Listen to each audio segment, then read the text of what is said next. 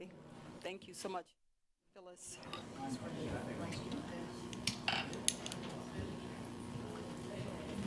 Okay, I'm on. Okay, thank you.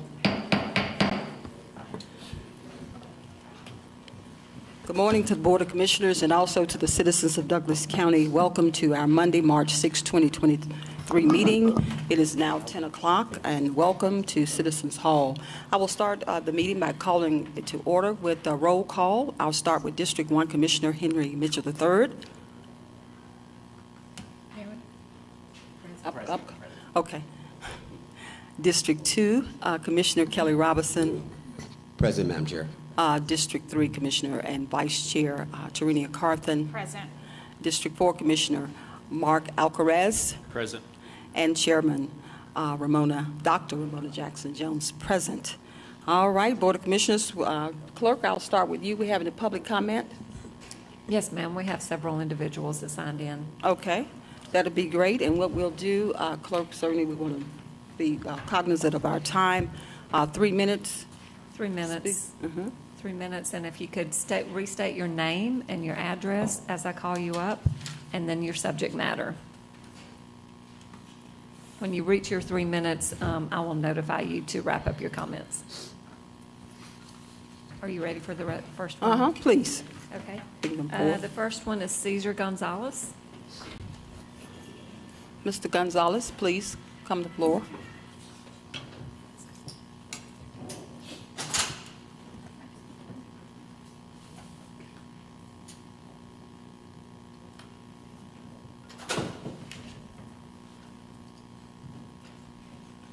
Good morning, Board. Good morning. Again, my name is Cesar Gonzalez. I live at 7255 Cowan Mill Road in Winston. And my question for the Board is, in light of the indictment, the GBI indictments, my question is that I've been asked by a number of the constituents about clarification on the county not being responsible for the legal fees of those who were indicted, and when can we expect them to step down? Mr. Gonzalez, this is not an answering, a question and answering period. This is primarily for you to make remarks, and then we move from there. So the board couldn't answer any questions at this time. Can I offer a citation?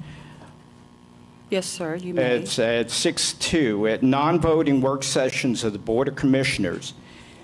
Any person who desires to address the board regarding any such item of public interest during citizens' input shall first register, which is what I did,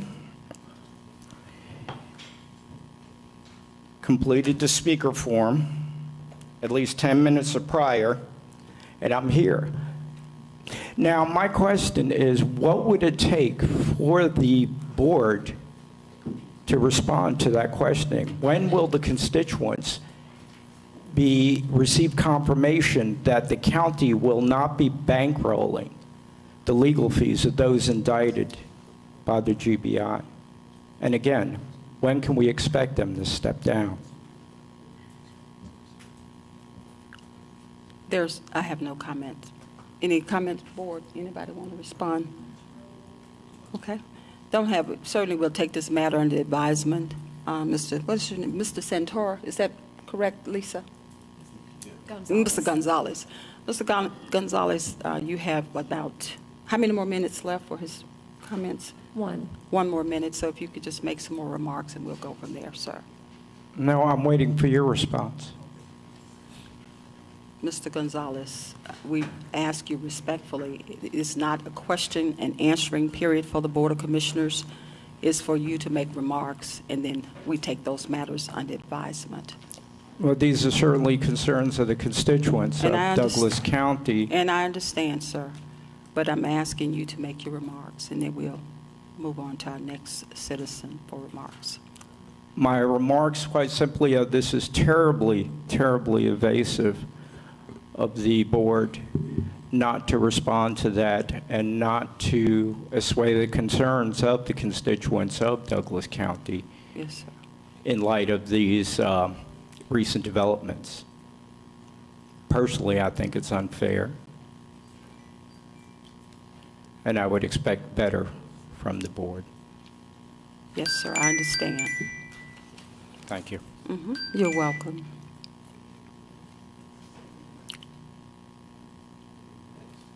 Anyone else? Yes, ma'am. Sorry. Miss Kathy Beveridge.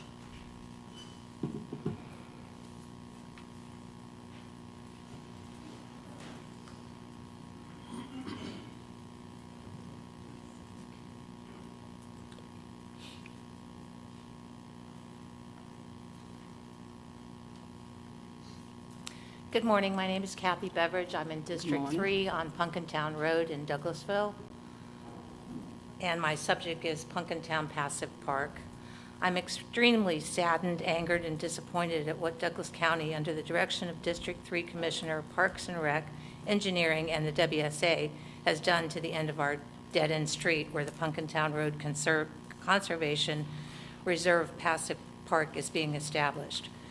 The amount of destruction of the natural habitat is honestly unbelievable. As a result, you have done irrevocable damage to the previous once existing natural environment as well as to the residents of Punkintown Road. This is a matter of public record. Since construction began on Punkintown Nature Preserve, the following deed restrictions have been broken. Only 1 acre of land was to be cleared for parking, restrooms, and a picnic area, and Douglas County cleared 3 acres of 100-plus-year-old trees. A 100-foot vegetation buffer was to remain undisturbed along the streams and wetlands. Douglas County ignored this restriction and instead got a variance for a 25-foot buffer from the WSA. I spoke to the director of WSA and was told that had their department known about the deed restrictions, the variance never would have been approved. In addition, Southeast Land Trust, who donated the land, also believes that the deed restriction has been violated by Douglas County during construction of the parking area due to the parking area's size, composition, and its placement within the stream buffer. They also stated to the county, we recently were told that the trail system would include hard surface trails, which would be another clear violation of the deed restriction. This property was generously donated by Southeast Trust to the people of Douglas County to be a nature preserve available for low-impact public use. The government of Douglas County is failing to respect the gift of the land's conservation, deed restriction, and Douglas County community. The county attorney has attempted to interpret the restrictions in such a way as to avoid any responsibility on the county's part. This response is weak at best. I have made 3 requests in writing for a meeting with not just Commissioner District 3, but other departments involved. My request stated, this issue would be much better suited to a dedicated meeting, not a town hall setting. The last time I was at a District 3 town hall and discussed some of the issues with the nature preserve, I was told there wasn't adequate time to further discuss.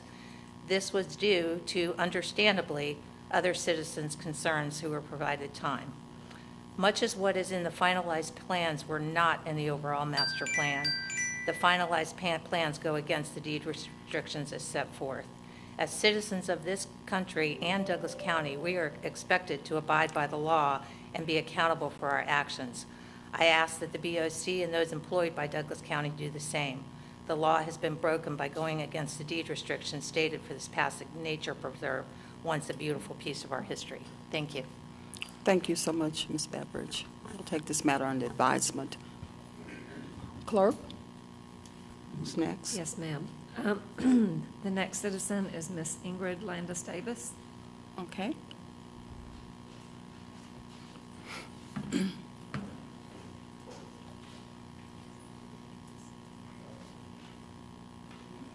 Good morning. Good morning. Good morning, Commissioners. Good morning. Ingrid Landis Davis, 1670 Harvest Hill, Douglasville. A Slow Burning Hatred, written by Dave Fedak, opinion writer. I see an ugliness that causes a mob mentality to go after the tax commissioner, the coroner, the commission chair, and county commissioners. Unfortunately, these threats happen too often to too many elected officials. After the coroner was cleared of wrongdoing, these same folks backed off and zeroed in on another elected Democrat. First probate judge Christina Peterson was and is a target for these people. Now we see Tax Commissioner Greg Baker, County Commissioner, District 1 Henry Mitchell, and County Commission Chair Ramona Jackson Jones are the latest targets of the hatred.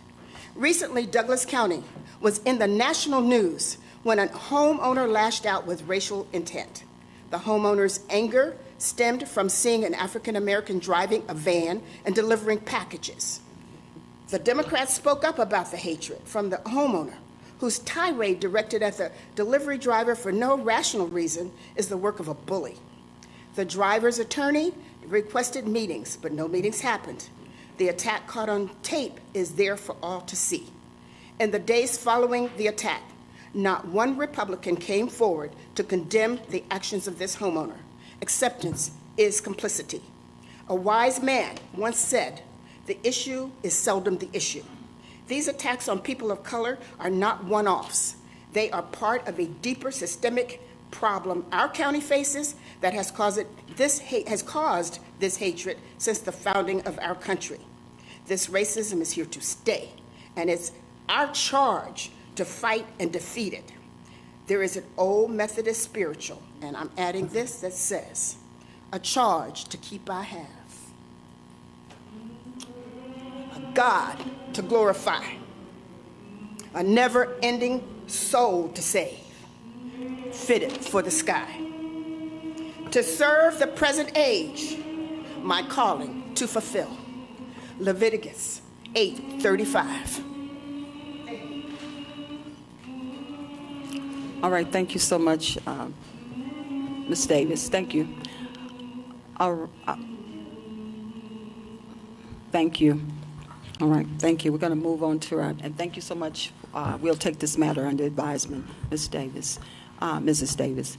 We have anyone else sign up, Lisa? Yes, ma'am. Okay. Ms. Sharon Bachtel. Ms. Bachtel, you have the floor. Come on down.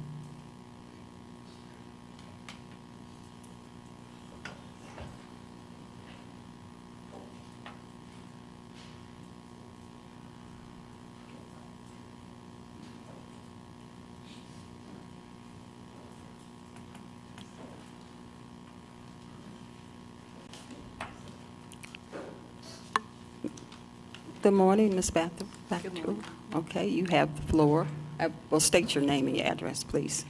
Sharon Bachtel, 6331 South Skyline Drive, and I would like to speak about your procurement proclamation. After the events of last week, I think this proclamation is laughable. Are you trying to gaslight the citizens? Over the past years, I have seen many questionable actions in procurement.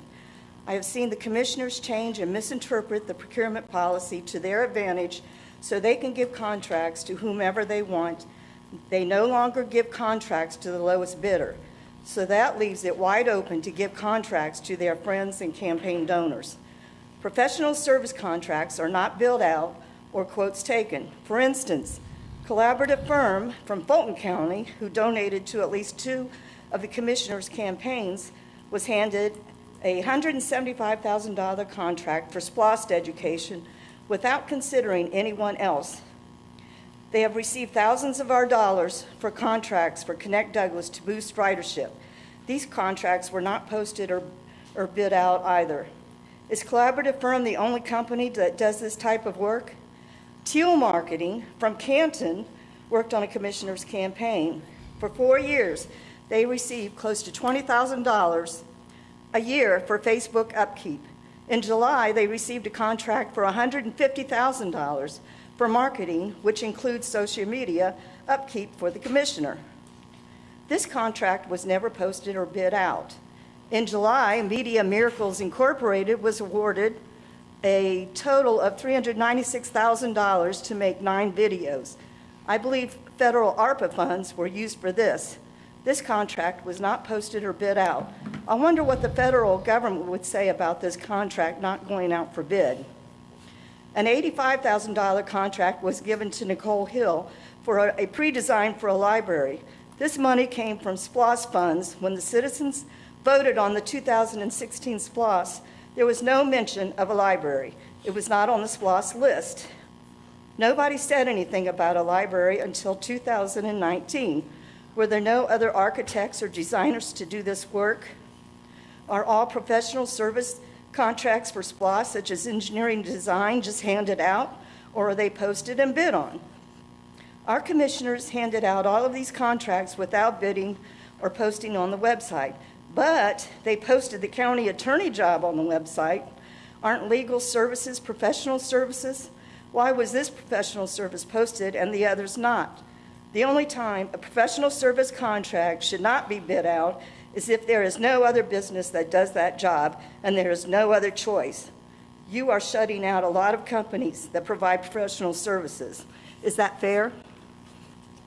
If the BOC and procurement department really cared about Douglas County, they would do more to make sure our contracts go to Douglas County residents. 90% of our SPLOST dollars go to businesses outside of our county. Only $12 million out of $105 million SPLOST dollars were spent here in this county. We have 57 registered Douglas County vendors, and they only got 10% of the SPLOST funds. This money should stay in our community to help our economy, not the economies of Fulton County or other surrounding counties. Our commissioners and other leaders say they want the citizens to shop in Douglas County, but they do most of their shopping with our tax dollars in other counties. From what I have seen, the citizens have no reason to trust you with procurement, Ms. and that Bass. is sad for our county. We can do better. Thank you for allowing me to speak. Okay, thank you so much, Ms. Batcher. Thank you. Okay, who do we have next, clerk? Ms. Wanda White? Ms. Wanda White, please come forward.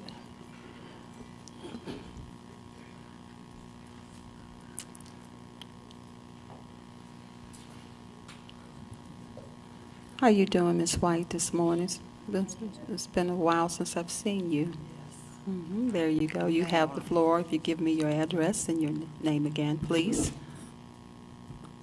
Yes, Wanda White, 6640 Pine Notch Drive, Douglasville. Yes, ma'am. Couple of issues, and this is ad lib, and so here we go. First of all, and it's not the first time, but on the Board of Commissioners meetings, it always says you have to go by what's on the agenda. Now, in a non-working work session, that is not the case, which is what Mr. Gonzalez, mentioned earlier. So therefore, there's a lot of people who didn't sign up to speak who really had something to say, but they didn't because of the way that that's written. So maybe in the future, we can change that and not put that it's by the agenda, because that's not the way that it is. Yes, ma'am. Could I just stop you for just a second? Yes. It's germane to the agenda on the voting meetings, which tomorrow it has to be germane, but today it's open. Right, Is that but on correct, Clerk? today's, it said it is strictly by the agenda. Did you? And that's not the first time. Okay. So a lot of constituents has not signed up to vote or to speak Yes, ma'am. because of this, and that is wrong, and that needs to be discontinued. Clerk, could you please?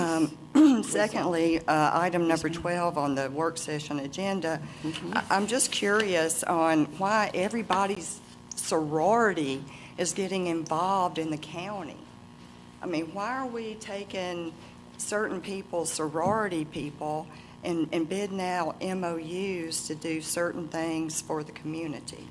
Why can't we get other groups, people that's not affiliated with any of the Board of Commissioners? Because I believe that's the way it's supposed to be, but I don't think that's the way that it's been going. So I would like to see more citizen involvement and not everybody's sorority getting involved in what's going on in the community. Thirdly, I would just like to say that what happened last week is not by color, it's not by Democrat, it's not by Republican. It's wrongdoing. If the GBI chose and felt that there was wrongdoing, they're going to do their job. So in response to Ms. Davis's comment, This has nothing to do with Democrat, race, black. If you're doing wrong, you're doing wrong, and I don't care who you are. Thank you very much. Thank you so much, Ms. White. All right. Who's next, clerk? Next, we have Miss Susan, I believe it's Bowie? Okay. Bowie? Okay, thank you. Miss Gwendolyn Parker? Okay.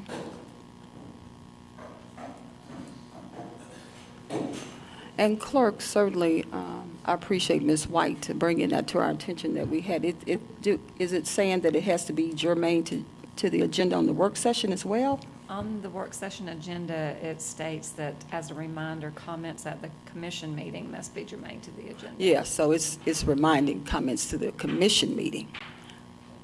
So, Good okay. morning, my name is Gwendolyn Parker. I live at 4380 Split Creek Drive, Douglasville. And I rise this morning in support of our commissioners. I moved here 14 years ago, and it was a small rural place where I could not find the center of town. And I have watched it grow. I have watched it prosper. I have watched it become inclusive. I have watched it become a place that I was truly proud to be a part of. No town, city, or county is perfect. No people who run it are perfect. But perfect should never get in the way of good. And this is a good county, run by good people. And if you take the sum total of what has occurred here in my 14 years, you will know that it has been run with the utmost respect for the county's well-being, for its inclusive nature, for its future growth, for its prosperity of all of its citizens. And I always say that if you want something done, get involved, because the people of Douglas County that are running this county now have inspired people to get involved, to become a part of an inclusive community where their blood, sweat, and tears also reside. Some people like to sit on the sidelines and complain, but they're not the workers. They're not the ones who roll up their sleeves every day and do the work of making the county better. If you only want to make yourself better, or if you only want to make yourself feel better, you can sit and rant and rave and do things like that. Or you can roll up your sleeve and get to work making this county even better than it has been moving forward in the last 14 years I have been here. There's some parts of this I don't even recognize from where it started. Things happen, but they don't just happen once. They happen every single year. Every single year for 14 years, progress has been made. And I just rise in support of this commission, and these commissioners, and I thank you for your time. All right, thank you. All right. Thank you so much, Ms. Parker. We'll take this matter under advisement. Any other names? Yes, ma'am, Miss Carol Newborn. Ms. Newborn, how are you? Okay. And I apologize, I can't make out the last name, but Kenneth? Abalter? Hello, Mr. Abhalter. How are you doing today? Kenneth Abhalter, 5076 Chapel Lake Circle. Been Yes, here sir. for 20 years. Mm-hmm. And make sure I say this stuff right so I don't step on my foot. This isn't a Republican thing, and it ain't a Democrat thing. Yes, sir. It's a leadership thing. And I've seen this county go in the last 20 years from a nice place to live to an overcrowded mess. You all have excelled at raising our taxes, done a great job of that, and y'all have excelled at raping and pillaging our environment. The allegations that have come up with the GBI involving some of our commissioners is frankly appalling, and once they look into it further, I'm sure that there will be a lot more nastiness and underhandedness uncovered. Nepotism, awarding contracts to friends and relatives, the collaborative firm. It's kind of disgusting and it's very disheartening. The problem is leadership. We don't have any leadership. I don't see any. And I look for it. And I just don't see any. I don't hear any. The glad handing and the we're doing a great job and giving each other awards, that's all well and good. But where's the leadership? Where's somebody that's going to stand up and speak for everybody? Not just one side of the aisle. You got to speak for everybody. It's time. We're all in this boat together. We came here different ways, but we're all here in this boat now together. And we can sink or we can swim. Come on, people. Where's our leadership? Somebody stand up. And quite frankly, when it also comes to these allegations, the people that are so upset and looking at you folks for leadership, maybe you should just resign before the end of this meeting today. Can you imagine that? I mean, I'm resigning until this is ironed out. And then I'll come back and take my position as a commissioner or a commission chairman. That's all. That's all I got to say. Thank you. Thank you, Mr. Thank you so much, Mr. Aberhalter. Thank you so much. We're going to go to who's next, Lisa? That was all we had sign in. That's it? Okay. All right, that wraps up our comments and really appreciate our citizens' participation in government, and we will take all your matters under advisement. So with that being said, Board of Commissioners, we're going to move on to tomorrow's meeting minutes, and certainly would encourage you to please review the minutes for tomorrow, the commission meeting minutes of February 21st, 2023, the work session meeting minutes of February 20th, 2023, and the executive session minutes of February 20th and February 21st, 2023. And then we will have a proclamation tomorrow proclaiming March 2023 Board of Commissioners as Procurement Month here in Douglas County, and that proclamation will be read by LaTanya Amons, who is our Director of Purchasing and Procurement here in Douglas County. County Administrator, it's my understanding you don't have any business this morning? That is correct, Madam Chair. Okay, we're going to move on to our business items. Business items are tab number 5. Tab number 5 is approval of a contract between the Superior Court Accountability Courts and John E. Sweat for consulting services in the amount of $1,500 per month to be funded through the department's existing budget, and authorize the chairman to sign all related documents pending final legal review. Karen Alexander, good morning. Good morning. How are you? Oh, I'm doing well. Good. Yes, I'm here to introduce our contract for consulting services. One was already in place. When taking over in January, I just wanted to make some changes, and the changes are noted in the item. So we are presenting it for all related signatures. Commissioners, you have any questions regarding this business item?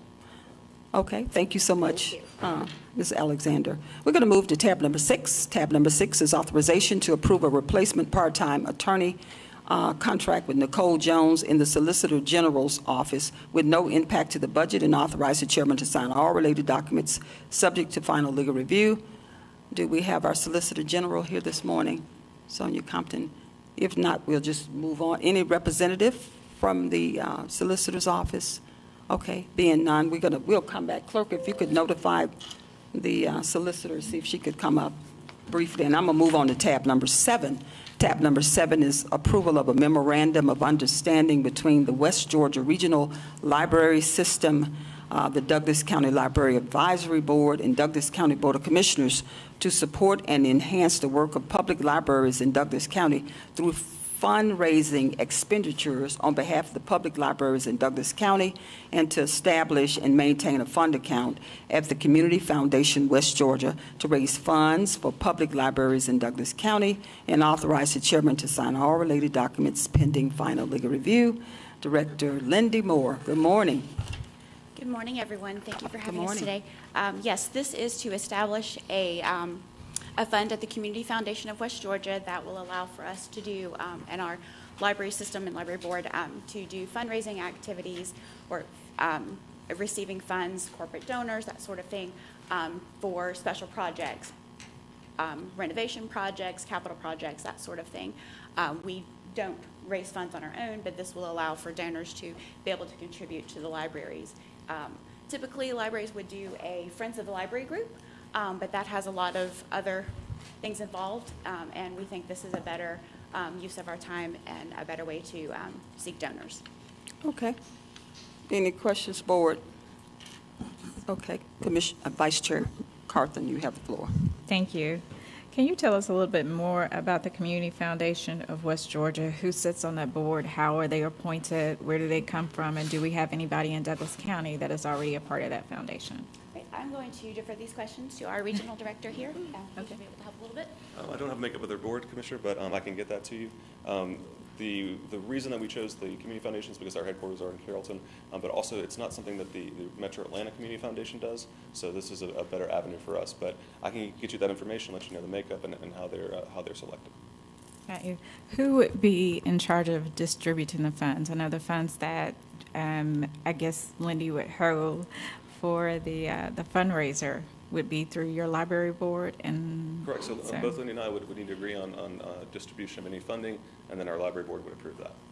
The Douglas County Library Board. The Douglas County Yes, Library ma'am. Board. Okay, that's what I needed to hear. And just because you're here, Lindy, how long has New Libraries and the library, the main library itself, been in discussion and in works to, one, help us to fund a new library coming on board, and two, help us to renovate the main library? So the renovation projects have been in talks. Our initial 20-year plan, when I came on board in 2002, there were already discussions of the need for additional libraries throughout the county, various sizes in all of the districts. Out of all of our roughly 10 projects that were created in 2005 in that 20-year plan, Dog River is the only project that has been completed. Wow. And how long ago was that for Dog River? Dog River was completed opened in 2011. Okay, so we're talking about 9, 10, 11 years before we have Yes, we're another working one. on a new 20-year plan since the previous one is done. Wow, okay. Well, we got it approved in the 2022 SPLOST. I'm looking forward to the rolling libraries, the mobile libraries, hopefully a new library, and the renovation to the main library. So I'm very much looking forward to it, and thank you for all your help that you're doing. I appreciate you. Madam Chair, I yield. Okay, thank you. Any other questions, board? Director, I have just one question for you. If you could just speak to, and you may have just covered that, Vice Chair, about the shortage of libraries here in Douglas County, according to state. Yes. To The the state state. has a minimum square footage of library service per capita, per population, and we are significantly underutilized right now. We don't have enough library space for the amount of citizens we have in Douglas County. We should have just shy of 100,000 square feet of library space, and we're at around 40,000. 40,000 square feet, So and we we are should have significantly 100,000 square feet of libraries. And you said this is according to the state, or Yes, who's? that's state minimum services level. We are significantly under. Wow. Well, that's good for the citizens to know that there's a shortage regarding libraries, and that's not coming from the board, it's coming from actual, assessments from the state. Yes. Okay, 40,000 square feet is where sounds like we got 60,000 square feet to make up. Give or take, that's a population for 2030, but that's where we're planning. We're planning out to 2030, so given what our population estimates will be by 2030, we are significantly underfunded. So we're significantly, if you say that again, we're significantly? Yes, we are significantly under represented library-wise. Okay. We do not have enough square footage to adequately, for state minimum standards. Okay, thank you. If there are no further questions for Director Moore, and thank you so much for coming in today as well. Thank you. Thank you. Okay, we're going to move on board to the next item, which is tab number 8, approval of a memorandum of understanding between Douglas County DUI Drug Court and Aver Health for drug testing at the cost according to the fee schedule to be funded through the CACJ and CJCC grant and date funds, and authorize the chairman to sign all related documents pending final legal review. And good morning, Good Joshua morning. Best. Good Mr. morning, Best. Madam Chair. Good morning, Best. esteemed members of the board. This is a memorandum of understanding with Aver Health. Aver Health is currently our drug testing lab that we use for the DUI/drug court for state court. It's time for their renewal, and they are just increasing their base fees about 3%. I believe their base fee went from about $675 per test to $695 per test, but this is our current drug testing lab that we have been using for a while, at least since I've been here, and it's just time for a renewal. And with inflation and everything, they're talking about a 3% increase in those costs. Do you have an idea what the 3% increase would look quantified based on just an average of your tests that you run yearly? Right. Right now, I couldn't tell you because we do their fee schedule went up to 3%, and depending on our census is also going up right now. We've been increasing by about 5 to 10 members of participants a month that we've seen that increase, and depending on how many people we test every day of the week, depending on how many participants we test on a daily basis. That schedule could fluctuate every month. That schedule could fluctuate every month, but that percentage is the same. Yes. So I apologize, I don't have those hard numbers in front of me, but it does change every month. Okay, thank you so much. Any questions, board, for Mr. Best? Yes, Vice Chair, you have the floor. Thank you, Madam Chair. Mr. Best, the Aver Health drug testing, Yes, ma'am. are there other drug testers that the DUI and Accountability Court uses, or is this just the one that you all prefer? Right now, we're currently using Aver Health.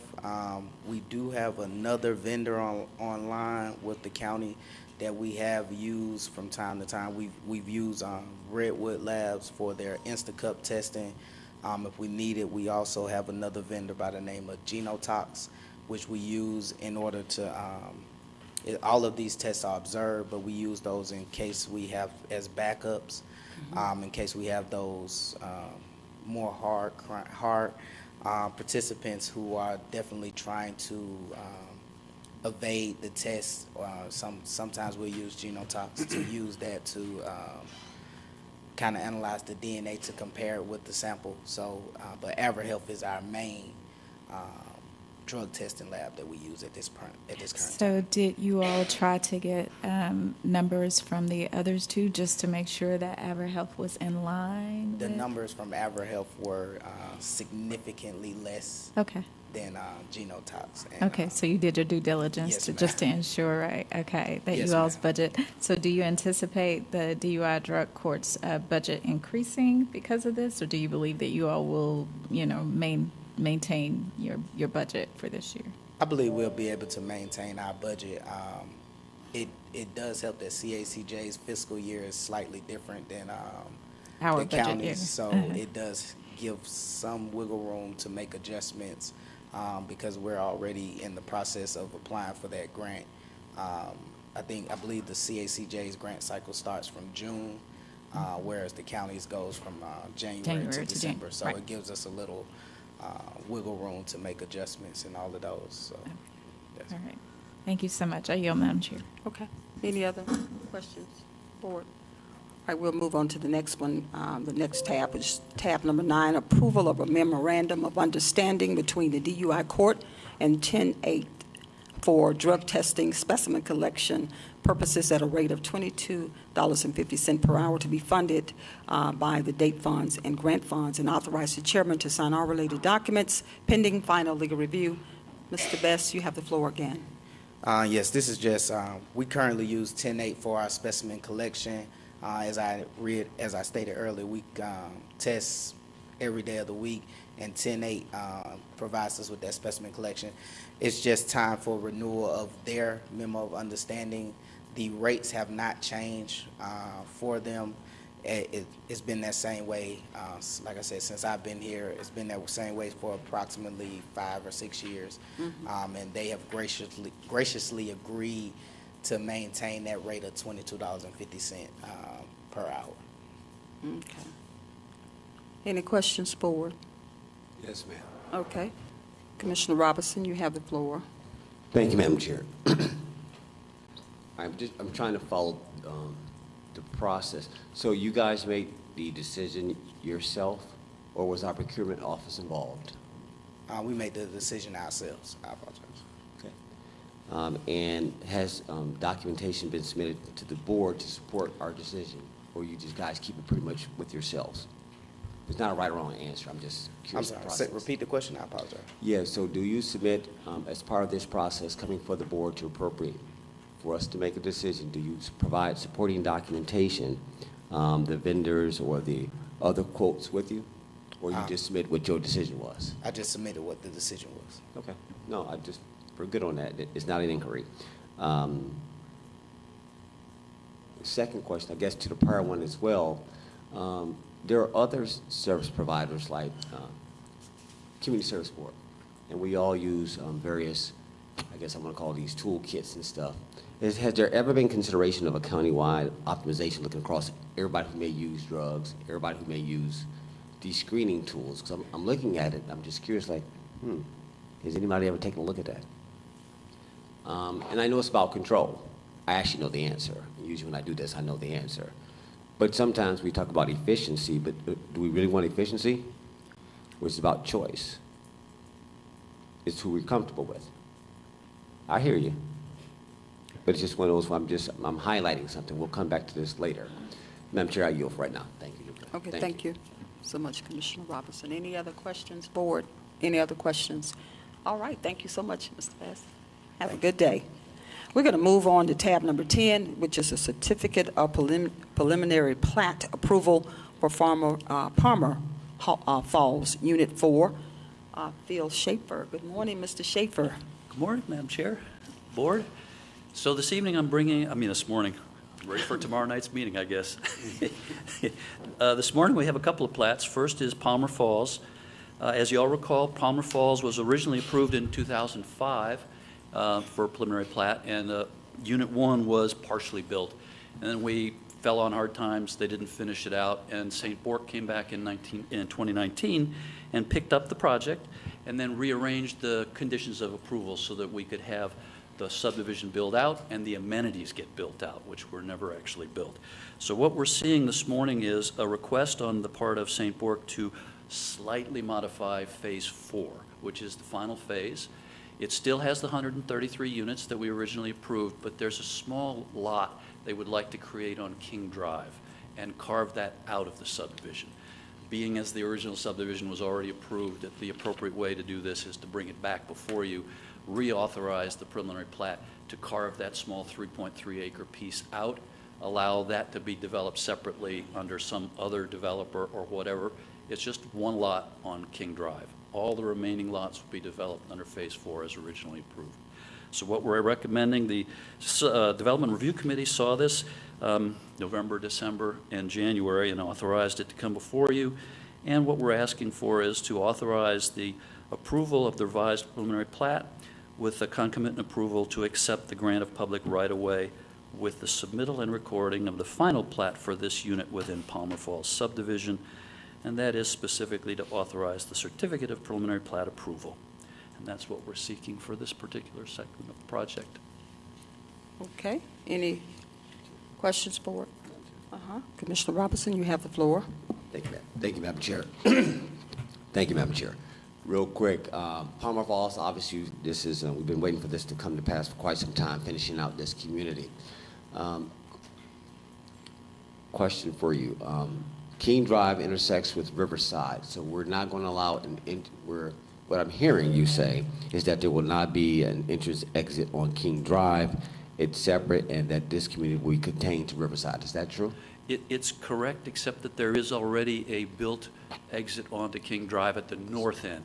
The parcel we're talking about is way at the southeast corner of the subdivided property, and so it was never anticipated that there would be an access point through there. Though if you think back in 2005, I'll bet the original developer thought they were going to get a street through that way, but the topography is horrible, and so the cost was prohibitive. Very good. That's good enough. I just wanted to clarify that for the record. I'll yield for now. Thank you, Madam Chair. Okay, thank you, Commissioner Robinson. All right, any other questions for Mr. Schaefer? Okay, Vice Chair, you have the floor. So, Mr. Schaefer, the 3 acres that they are now carving out of the original plat, are they looking to sell that? What was their My assumption reasoning? is it would be sold and developed by some other party, Okay. or they would develop a house on the property. Okay, but it will still remain. They're not looking to come back and rezone it. No, it would still will remain as zoned residential. currently, correct. Okay, thank you. I yield, Madam Chair. Okay, thank you. If there are no other questions, we're going to move on to tab number 11. You Madam have, Chair, oh, I'm sorry, Commissioner Mitchell, you have the floor. So, Mr. Schaefer, just one quick question. What's the rationale of actually removing that?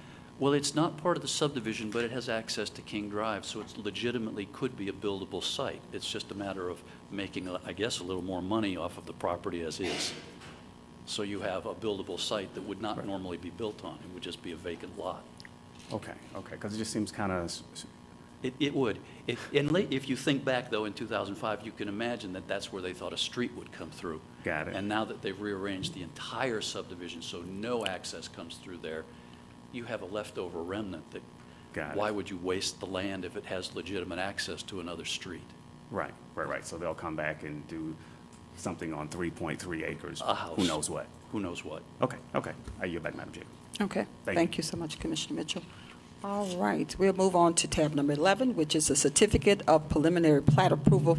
I'm sorry, number 11 is certificate of preliminary plat approval for the view at Grover's Lake Phase 2. Mr. Schaefer, you have the floor again. Madam Chair, again, this is another old subdivision, originally started as Talmadge Ridge in 2001, 2002. Over the years was renamed and reoriented. What we are looking for this morning and tomorrow is an approval of the certificate of preliminary plat for the next phase. Now, this is a little interesting because originally it was going to be 5 phases to the view at Grover's Lake, and they're now rearranging a piece of the original Phase 2 and Phase 3 as all Phase 2. Last year, we approved Phase 1, Unit 2, which was about 31 lots, and this is now Phase 2 just to the south of that and to the west of that. What it'll put it together is the originally approved townhome component of Grover's Lake with single-family detached component. So there'll be, as I was saying here, 100 townhomes and 73 single-family homes. That is part of the original 2001 and 2006 amendments, so we've seen this before. It's just it's being rearranged as to how they're put together and when they're built.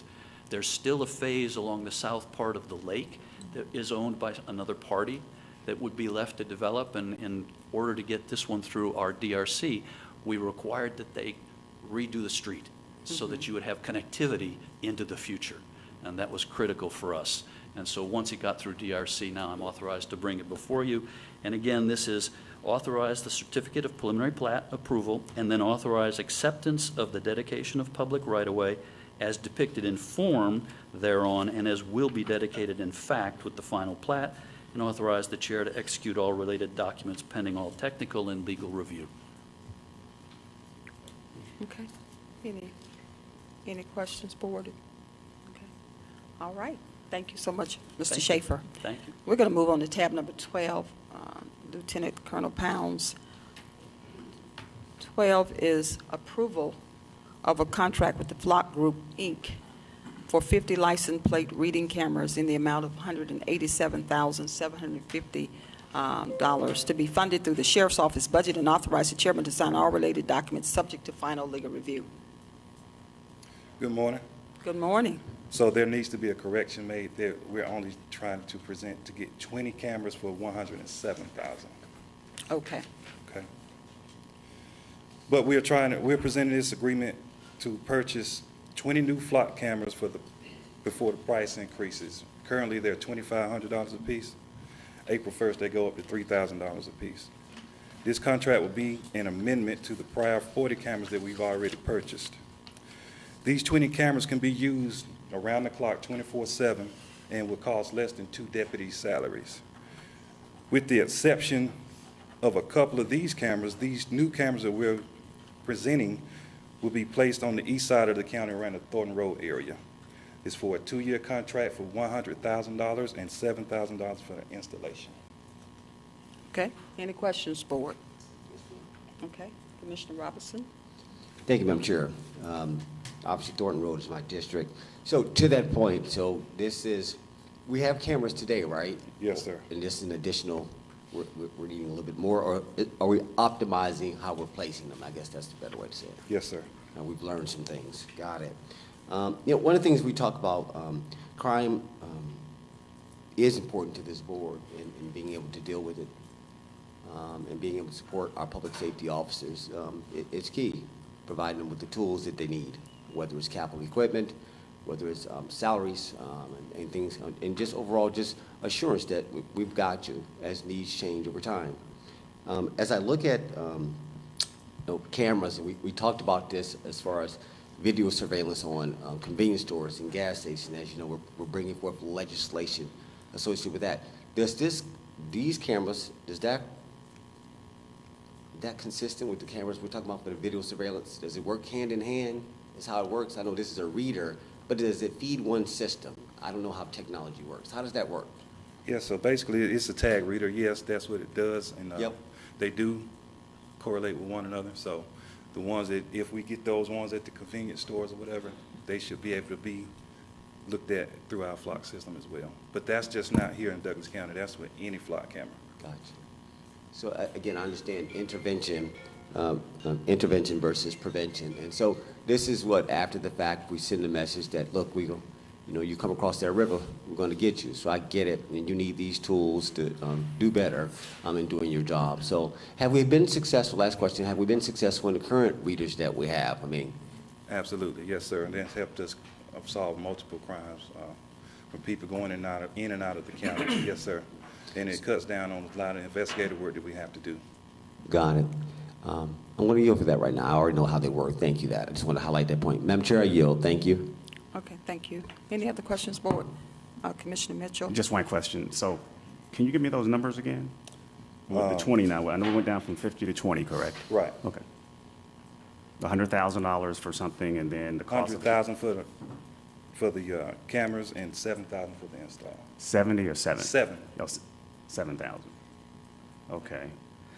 Now, these cameras, though, are these cameras just strictly for license plate, or kind of a combination of, it can pick up it reads license plates, but in addition to that, is that all it does? I mean, if it's in the view of the camera, of course, it'll pick it up. Okay, Yes, but good. yes, but it's for the tag readers. Yes, absolutely. Got it. That's the major focus in this. And from my understanding, this is all out of the sheriff's budget, so there's no need for an additional funding source of any sort. That's correct. So you guys gonna pick that whole tab up? Okay. With that being said, okay, so that's why the number would go from 187 to possibly 107 or something of that caliber. That's correct, because Okay. it's not 50, it's 20 that we're trying to give. Got it. Now, is there a reasoning as to why you want to do less than, because of? It was presented or given to Ms. Watson incorrectly. So, Oh, got it.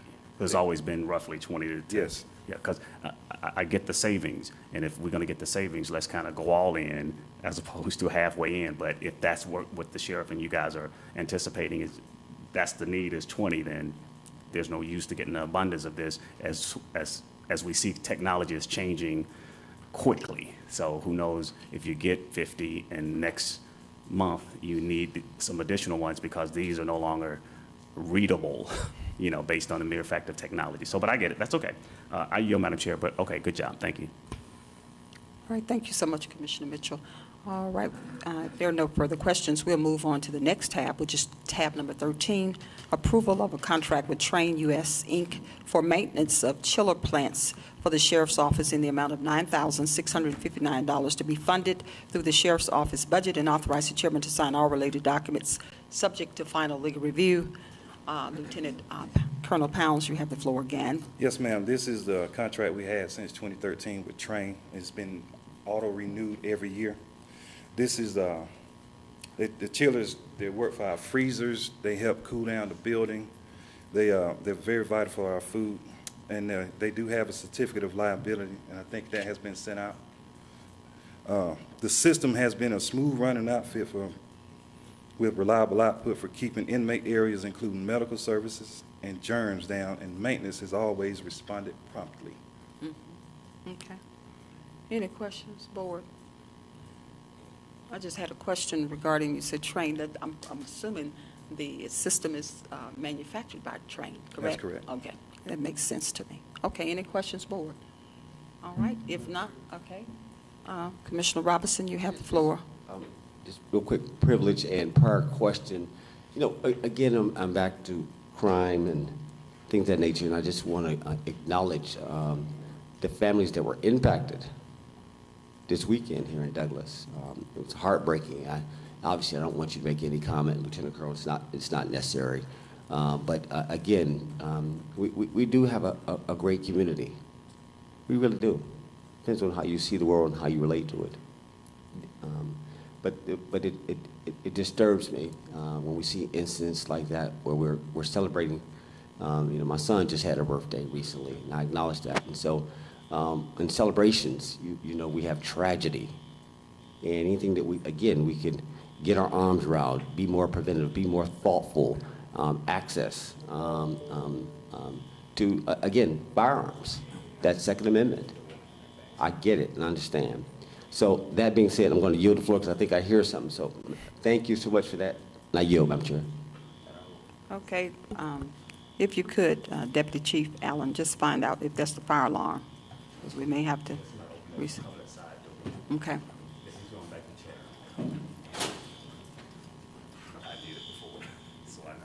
Okay, okay.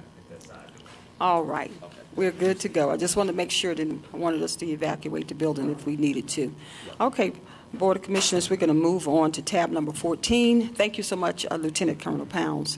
We're going to move on to tab number 14, approval of agreement between Douglas County E911 and Douglas County Community Service Board, which is CSB, to provide care coordination to persons within Douglas County experiencing a behavioral health emergency and provide emotional support and critical incident debriefing as needed for E911 operators with no impact to the budget, and authorize the chairman to sign all related documents pending final legal review.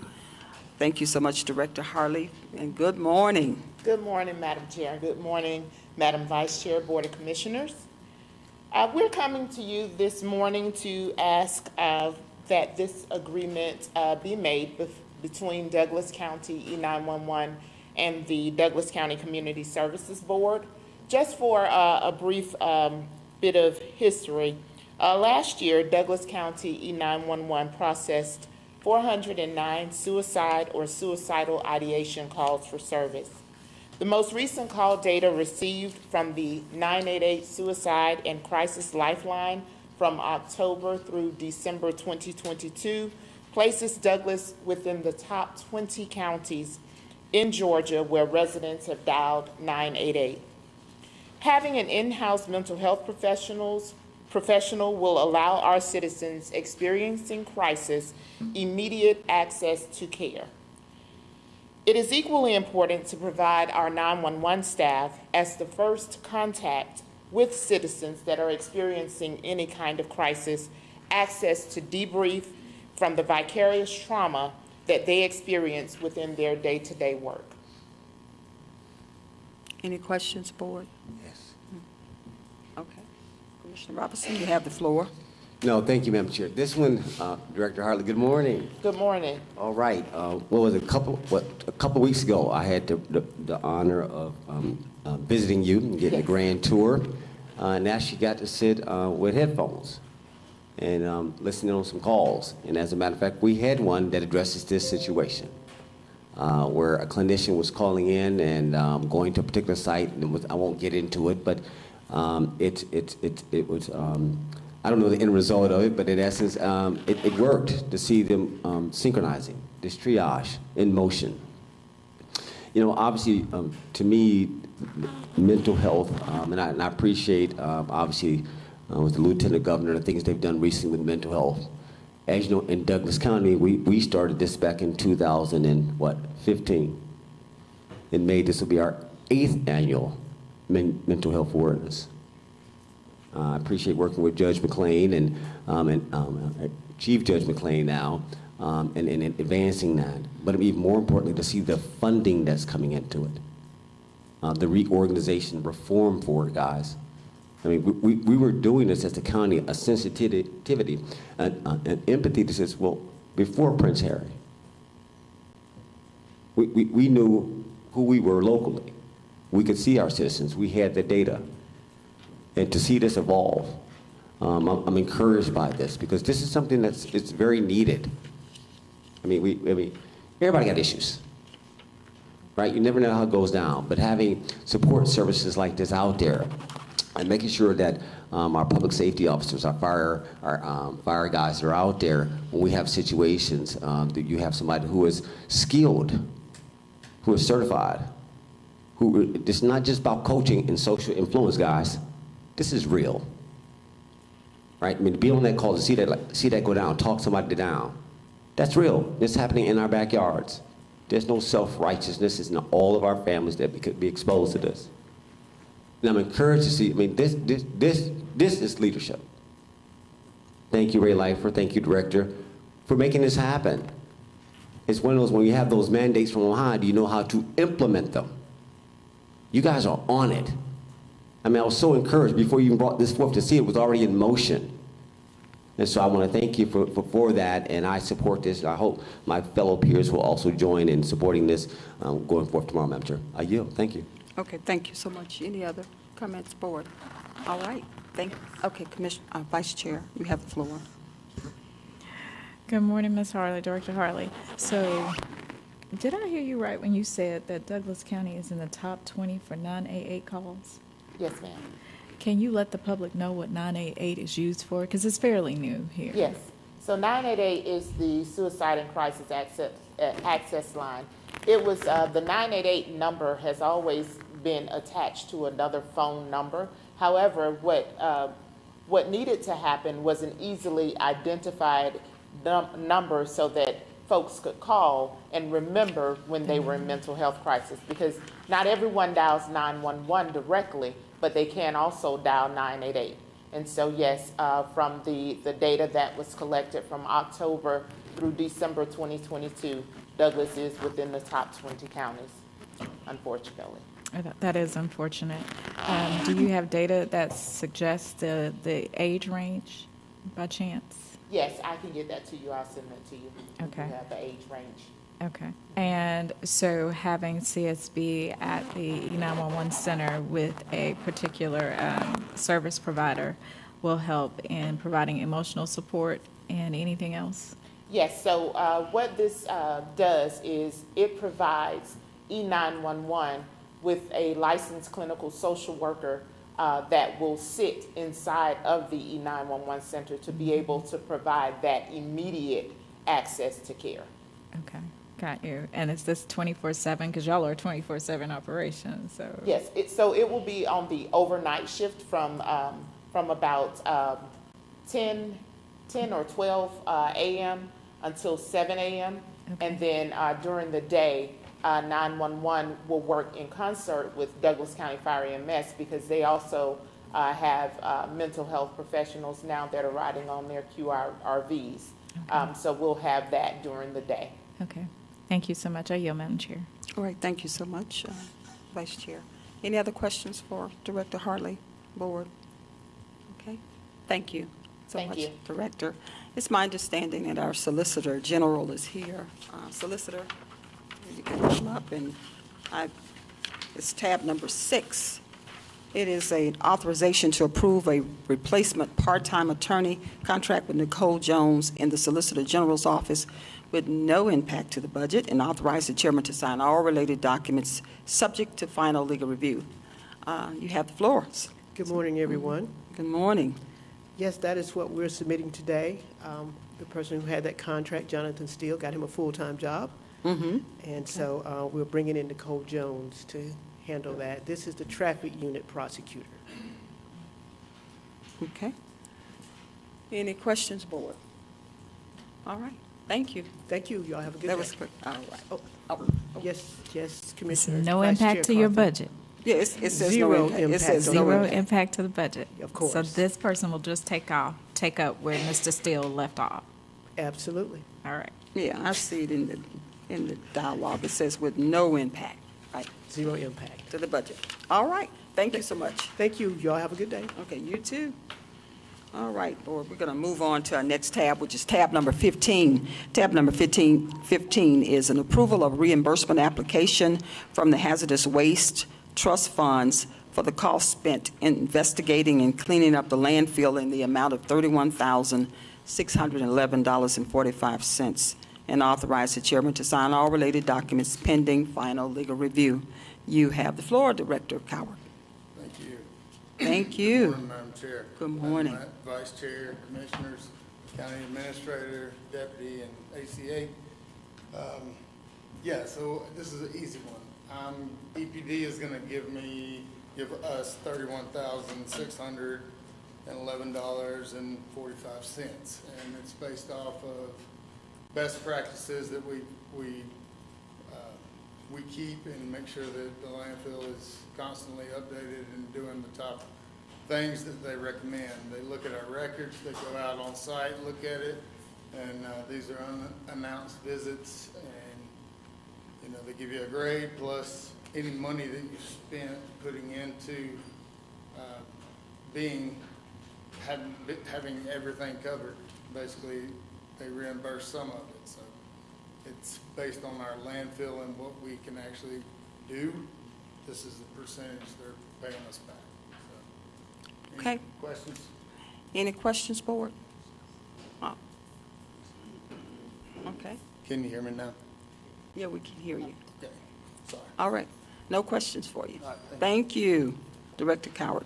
We're going to move on to tab number 16. Tab number 16 is approval of the task order with BM&K Construction and Engineering in the amount of $30,700 for right-of-way appraisal services for Highway 5 and Douglas Boulevard intersection turn lane project to be funded from the 2016 SPLOST funds as recommended by the Transportation Committee, and authorize the chairman to sign all related documents pending final legal review. Our Deputy Director, Rana, good morning. Good morning, Madam Chair and Board of Commissioners. So this project has been a longstanding need of the community. This is currently in right-of-way acquisition phase. We're asking the board to approve the second task order with BM&K. That would basically complete our appraisal reports for us to complete our right-of-way acquisition. This is in the amount of $30,700, and this deals with 3 parcels that lie within the limits of this project. All right. Any questions, board? Okay. Being no questions, thank you so much, Deputy Director Rana. We're going to move on to tab number 17. Tab number 17 is approval of agreement with the Camino Software Services in the amount of $60,000 for the development and planning department to be funded through the previously approved ARPA technology funds as recommended by the Technology Committee, and authorize the chairman to sign all related documents pending final legal review. Chief Information Officer Bittencourt, you have the floor. Good morning, Madam Chair, Good morning. Vice Chair, and Commissioners. This is a project that was approved last year with our ARPA funding by the board and by the Tech Committee. It's an operational software for the development services.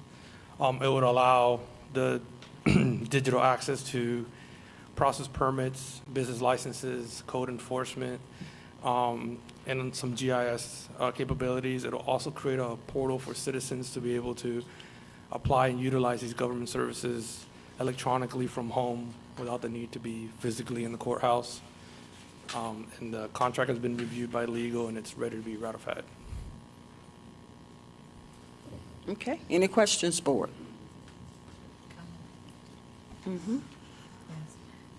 Vice Chair, you have the floor. Thank you, Madam Chair.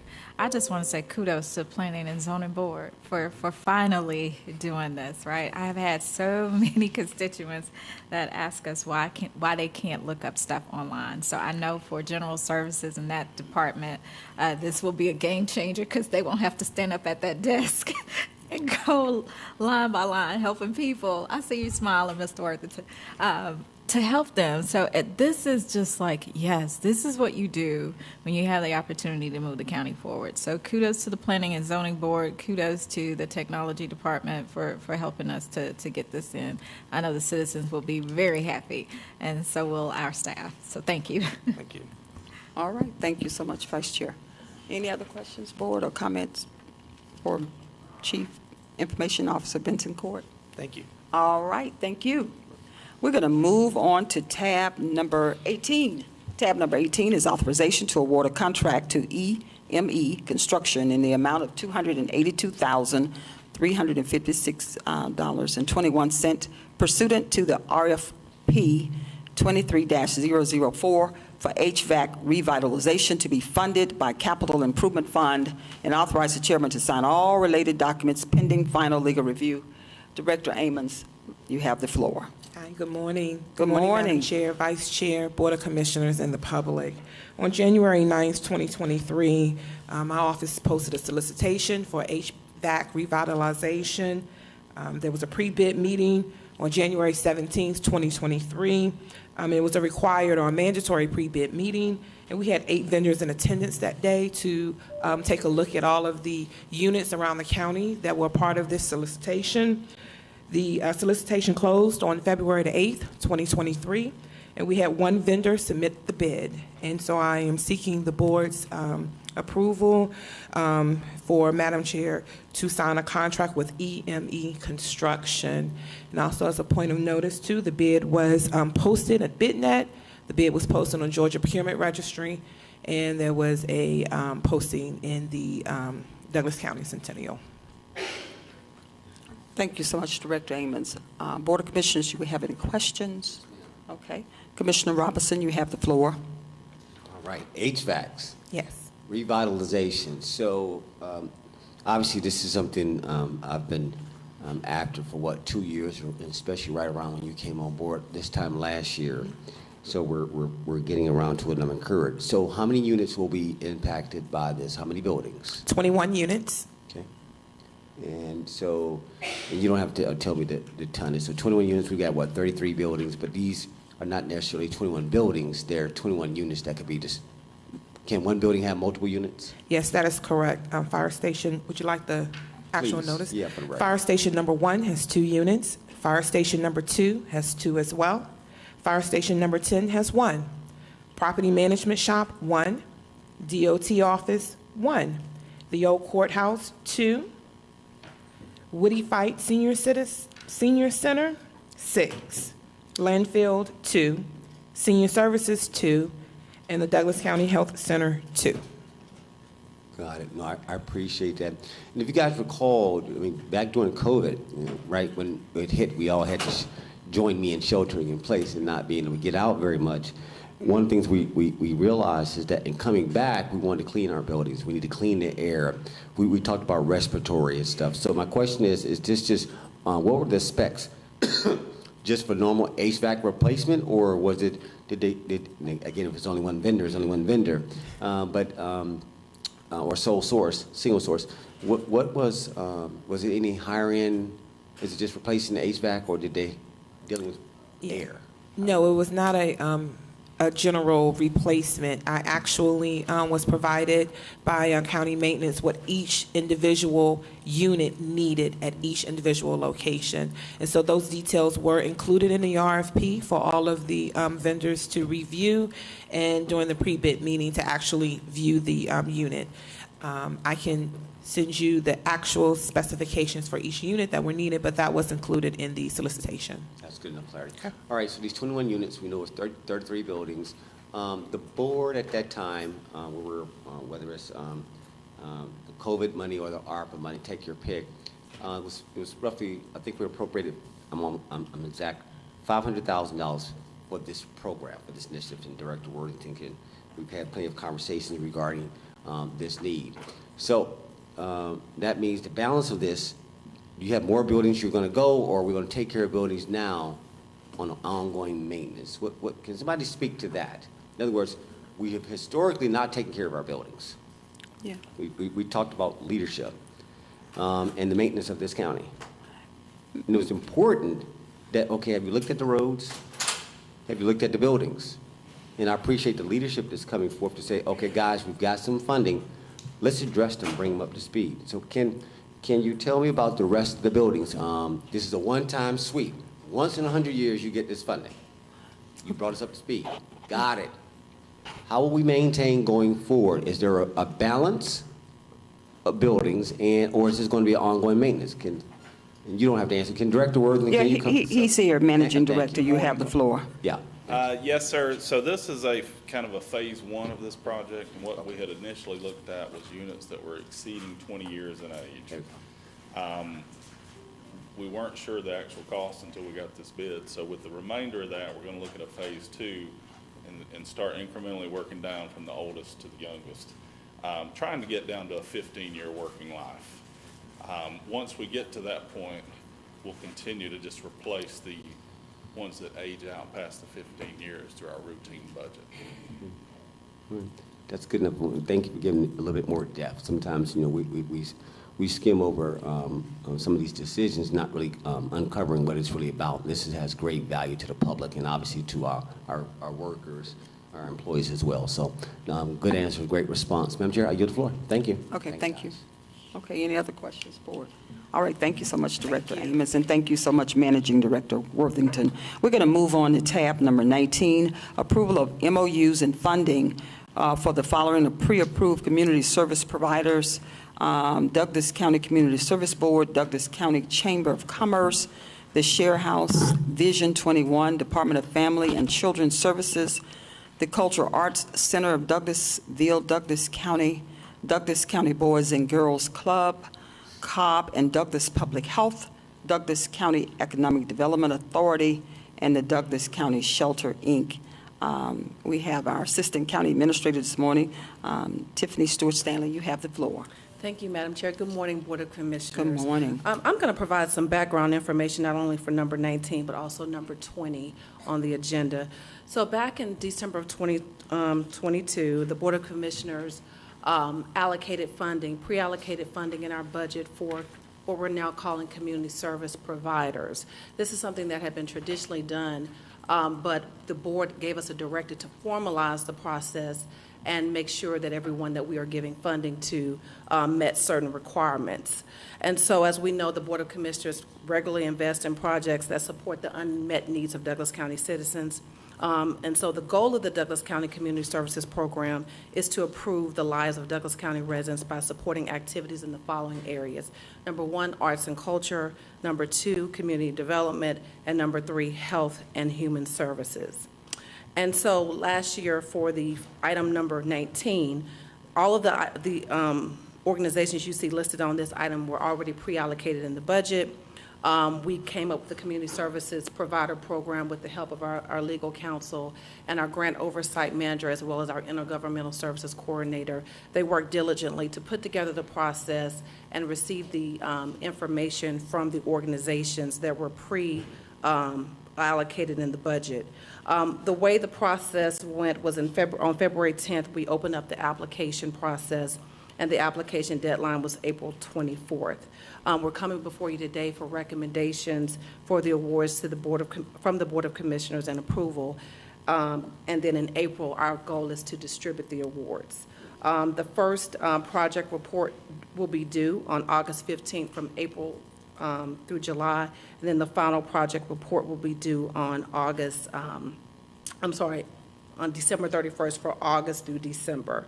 And so the purpose here, the organizations must meet the following eligibility requirements. They must be able to show demonstrated outcomes for the program or services that they will provide, and that it will be a direct benefit to Douglas County citizens. They must demonstrate that the organization has the administrative resources to administer funds and to implement and oversee the program or service. And then they also must agree to sign a memorandum of understanding with the county and adhere to our reporting requirements. So for the organizations that were pre-allocated in the budget, the grant oversight manager is recommending that we award to the following organizations: the Douglas County Community Services Board, the Douglas County Chamber of Commerce, Share House, Vision 21, the Department of Family and Children Services, the Cultural Arts Council of Douglasville, Douglas County, the Douglas County Boys and Girls Club, Cobb and Douglas Public Health, the Douglas County Economic Development Authority, and the Douglas County Shelter, Inc. are the organizations that the grant oversight manager is recommending that we provide the pre-allocated amounts that were in the budget. If you like, I could give those amounts right now. I'll go down the list. The Douglas County CSB, $1,200,000.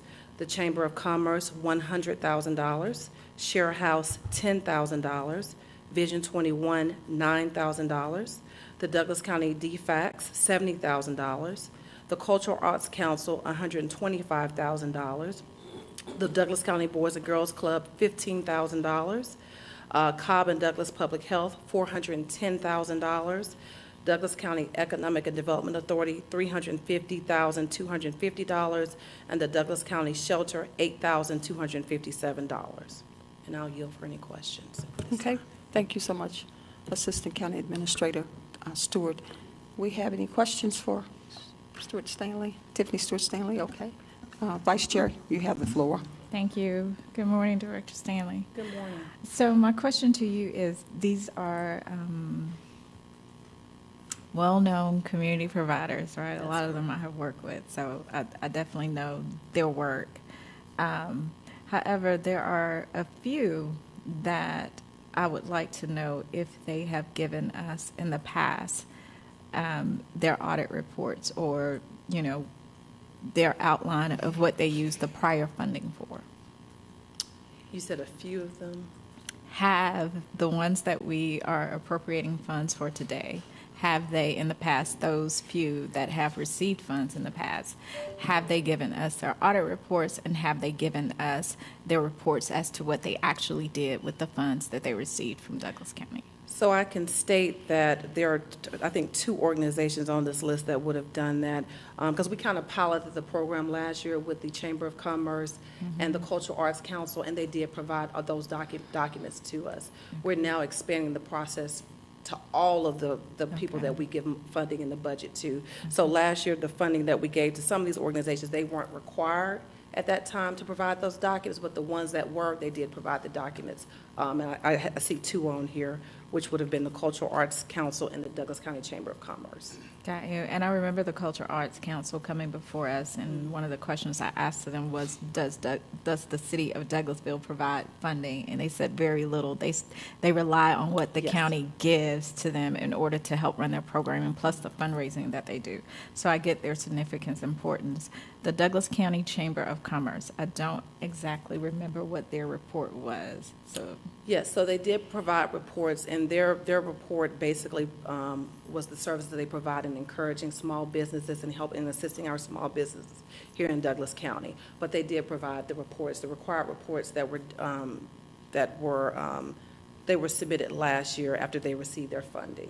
Okay, so I do have copies of those that I can get to the board if needed.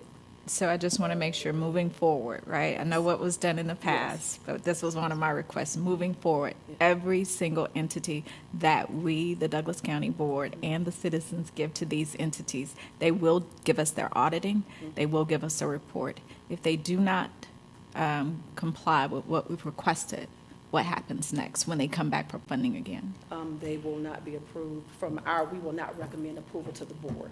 And so the board at that point can make the decision, but I've put a process in place where it goes through our grants oversight manager. She recommends approval basically from a totality of the of the documents that are being provided. She's making an assessment, number one, are they providing these services? Number two, do they have the capacity to administer the program that they're asking the funding for? And number three, will they be able to comply with our reporting requirements? And so she's taking a good look at that with the help of our intergovernmental services coordinator for this first round. And she's making the recommendations today, but we will not come forward and recommend any organizations that are not following the reporting requirements nor providing any of the services that we are asked, that they are saying that they will require in the future.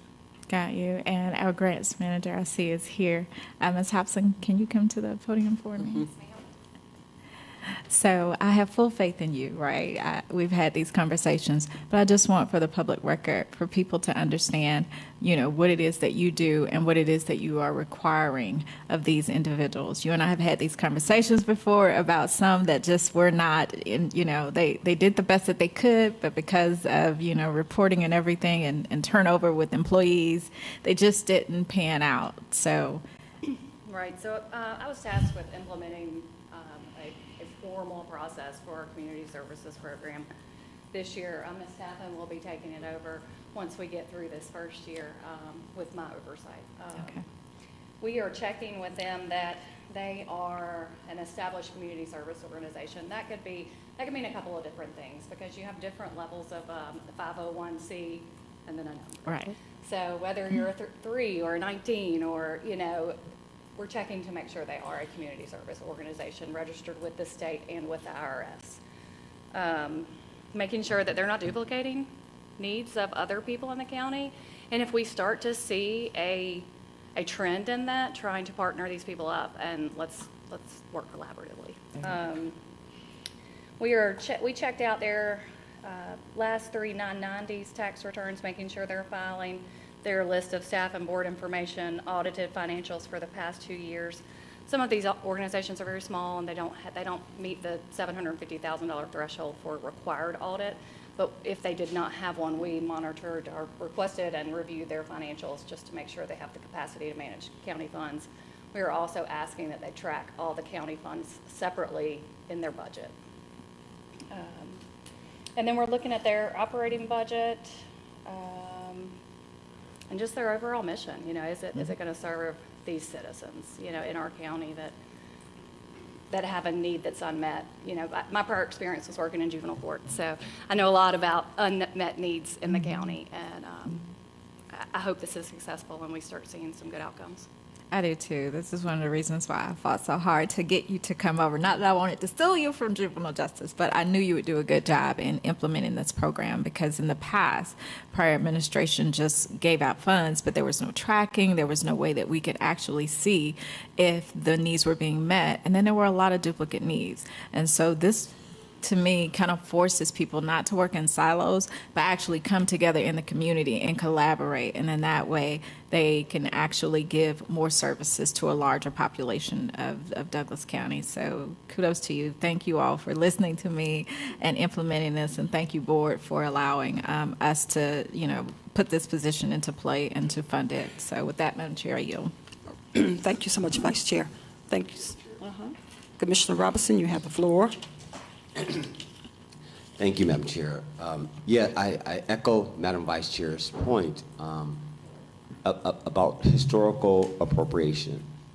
This is important because, again, you know, I do listen to public comment. All I can do is listen, and I get to respond as well. Think about it. During this year's or last year's budget process, it was an epiphany went off. It was like, why are these firms, the same firms that have been here since I've been here in 2009, keep getting funded as if they're baked in?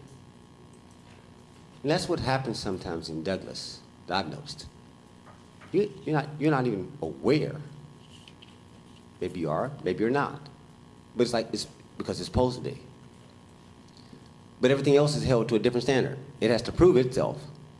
But yet this one is just supposed to be baked into our budget? No, back that up. That's what this was about. Recognizing there's a lot of diverse needs out here in the community. There's successful service providers that you may not know about. but they're already doing it. These are not newbies for the most part. And so it was important that, okay, no, let's look at it for what it is now. Let's not be blind to that point, but also be blind to the fact that, well, why does it matter? The needs of the community are being met. And so when I hear those narratives, y'all know me. Like, really? Really? And it's something that, no, there's other, in the garden, a lot of different other plants, a lot of different things that can be out there that need to be watered. So there's a reappropriation. That's how this works. In other words, you got to challenge and look at it like, okay, but to Madam Vice Chair's point, what were the outcomes? You're just automatically funding somebody with no accountability, nothing. But we get self-righteous when new people come on board, which is my problem. Everybody's held to the same standard. I get it. I get it. But I think this was the whole point of highlighting, like, okay, let's standardize this. Thank you, Madam Mayor. Let's normalize this. Let's do right by it. Don't just pretend because we shh. Cronyism. I mean, the historical in this county, I could point back with my eyes closed. I just had to make that point. That's not what this is about. This is about acknowledging that there are some good service providers out there. Give them equal opportunity, equal access, equal treatment. In other words, my point is they coexist. It's not marginalizing or invalidating anybody else. That's inclusion. Maybe because you see something new, it's like, okay, maybe I'm not here. Well, that's perception. It's coexistence. They were already here. Did you know these firms were already here? Did you know that there's a certain population that's been here 15, 20, 30 years? Those same people weren't put on these boards that we're funding. It's that awareness.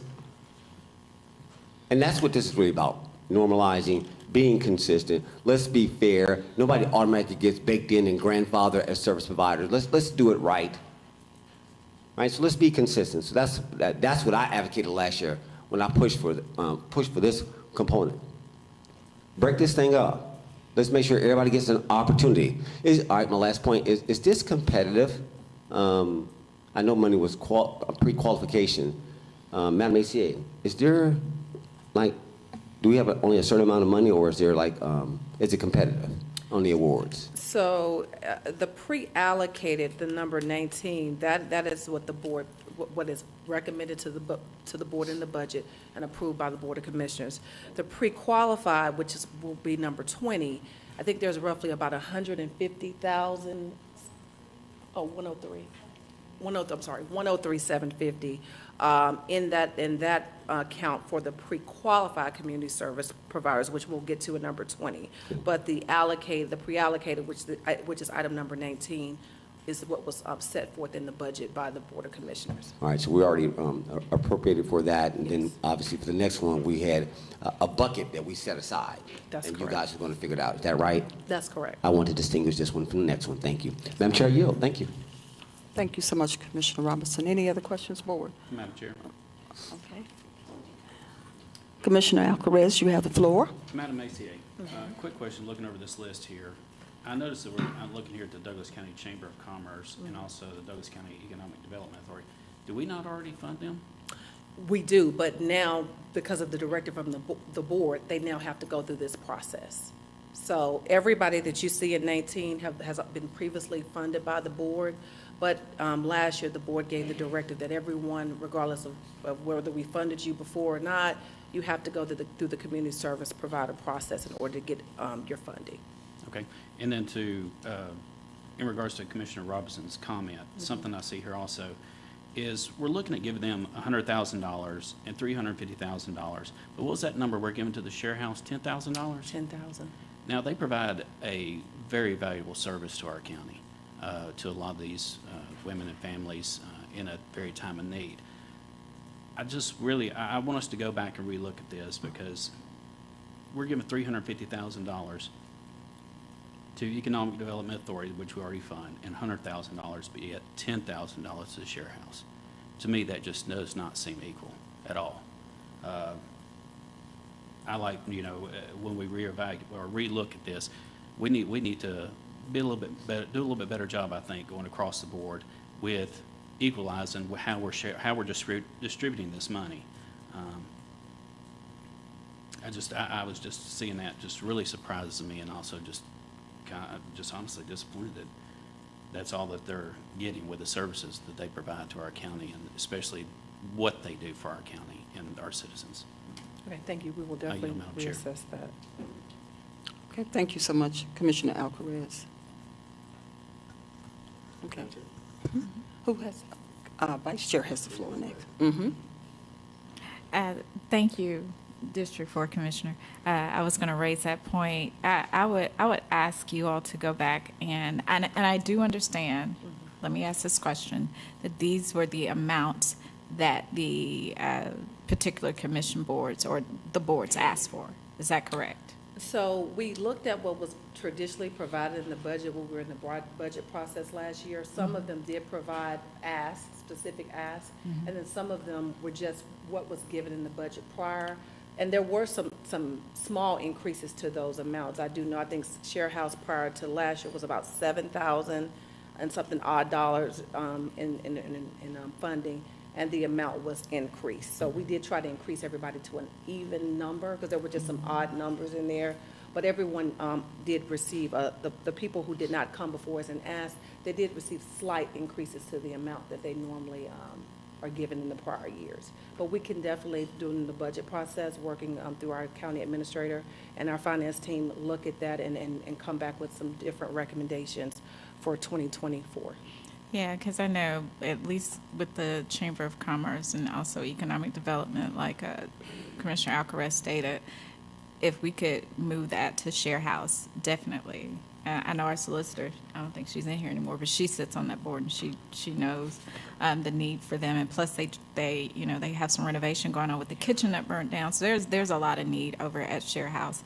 And I would dare to say our Douglas County Boys and Girls Club, with all that has went on this past weekend, in regards to the tragic shooting and deaths of some of our teenagers, we need to invest in these types of things, and even our Douglas County DFACs. Like, I would like to see them raised as well. So, Chamber of Commerce, I know that, our chair sits on the board, and they, they do good work, but at the end of the day, the community that we touch the most are our kids, right? Our seniors, and those who are in need of shelter during their times of crisis. And I know Share House, the Douglas County Boys and Girls Club, and of course,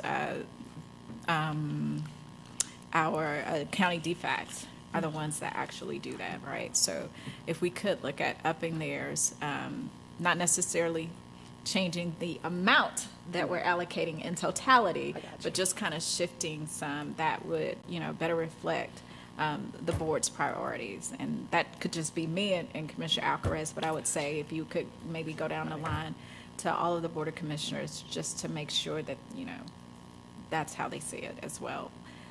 Thank you. I yield, Madam Chair. Okay, thank you so much, Vice Chairman. You have the floor. Thank you, Madam Chair. Commissioner Robinson. No, I think you're going to have three in concurrence to break this thing up. Right, nobody's entitled. Right, don't forget, we be buying tables. There's other ways that these same firms get funding. The favorite with inside the system. And I always got, like, really? And we talk about inclusion, and I talk about the chamber. No offense to the chamber, but that's the concentration of the watering hole for the 1%.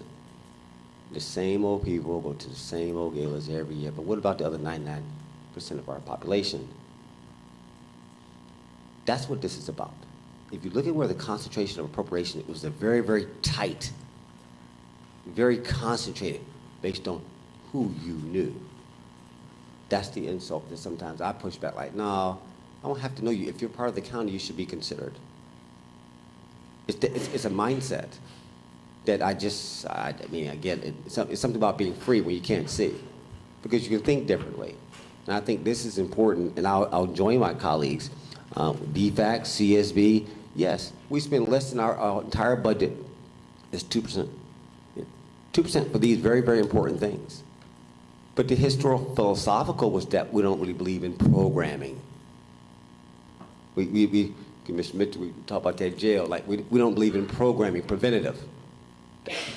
All right, so that is leadership. To shift to recognize just other needs in the community and know it and say it. It's intentional. Very intentional. Like, well, yeah, there's other needs. Got it. You know how to now take your budget that you're looking at, do you know how to recalibrate it, re-optimize it? Right, I agree with you, we don't have to expand the budget, but you can break this thing up. Right, because were we really getting our yield in the community? Right, I mean, it's like a portfolio. Put a little bit, 10% over here, 5% over here, 20% over here, 30% over here. I think that one's aged out now. I think I'm going to shift this thing. That's leadership that you don't have to maintain. That's what's here. If it's doing great, great. If it's not like, we'll do something different. That's important. So I want to join you guys in revisiting this. I would agree. If you're really committed, just not say it for the sake of this conversation, because I don't like conversation, put something on the table. And let's talk about this fall. So that's your charge. Sounds like, Madam Chair, you got at least concurrence to revisit programming for these non-business side. You know, the economic development. Chairman, that's all about business, big business. And we're talking about everything else, the real needs of the community. And I would join you guys in taking a hard look at this, especially with DFAC. 17,000 for DFACs? Is that the number? No, it is Was it 70, I believe. 70? Yes, 70,000. Still not enough.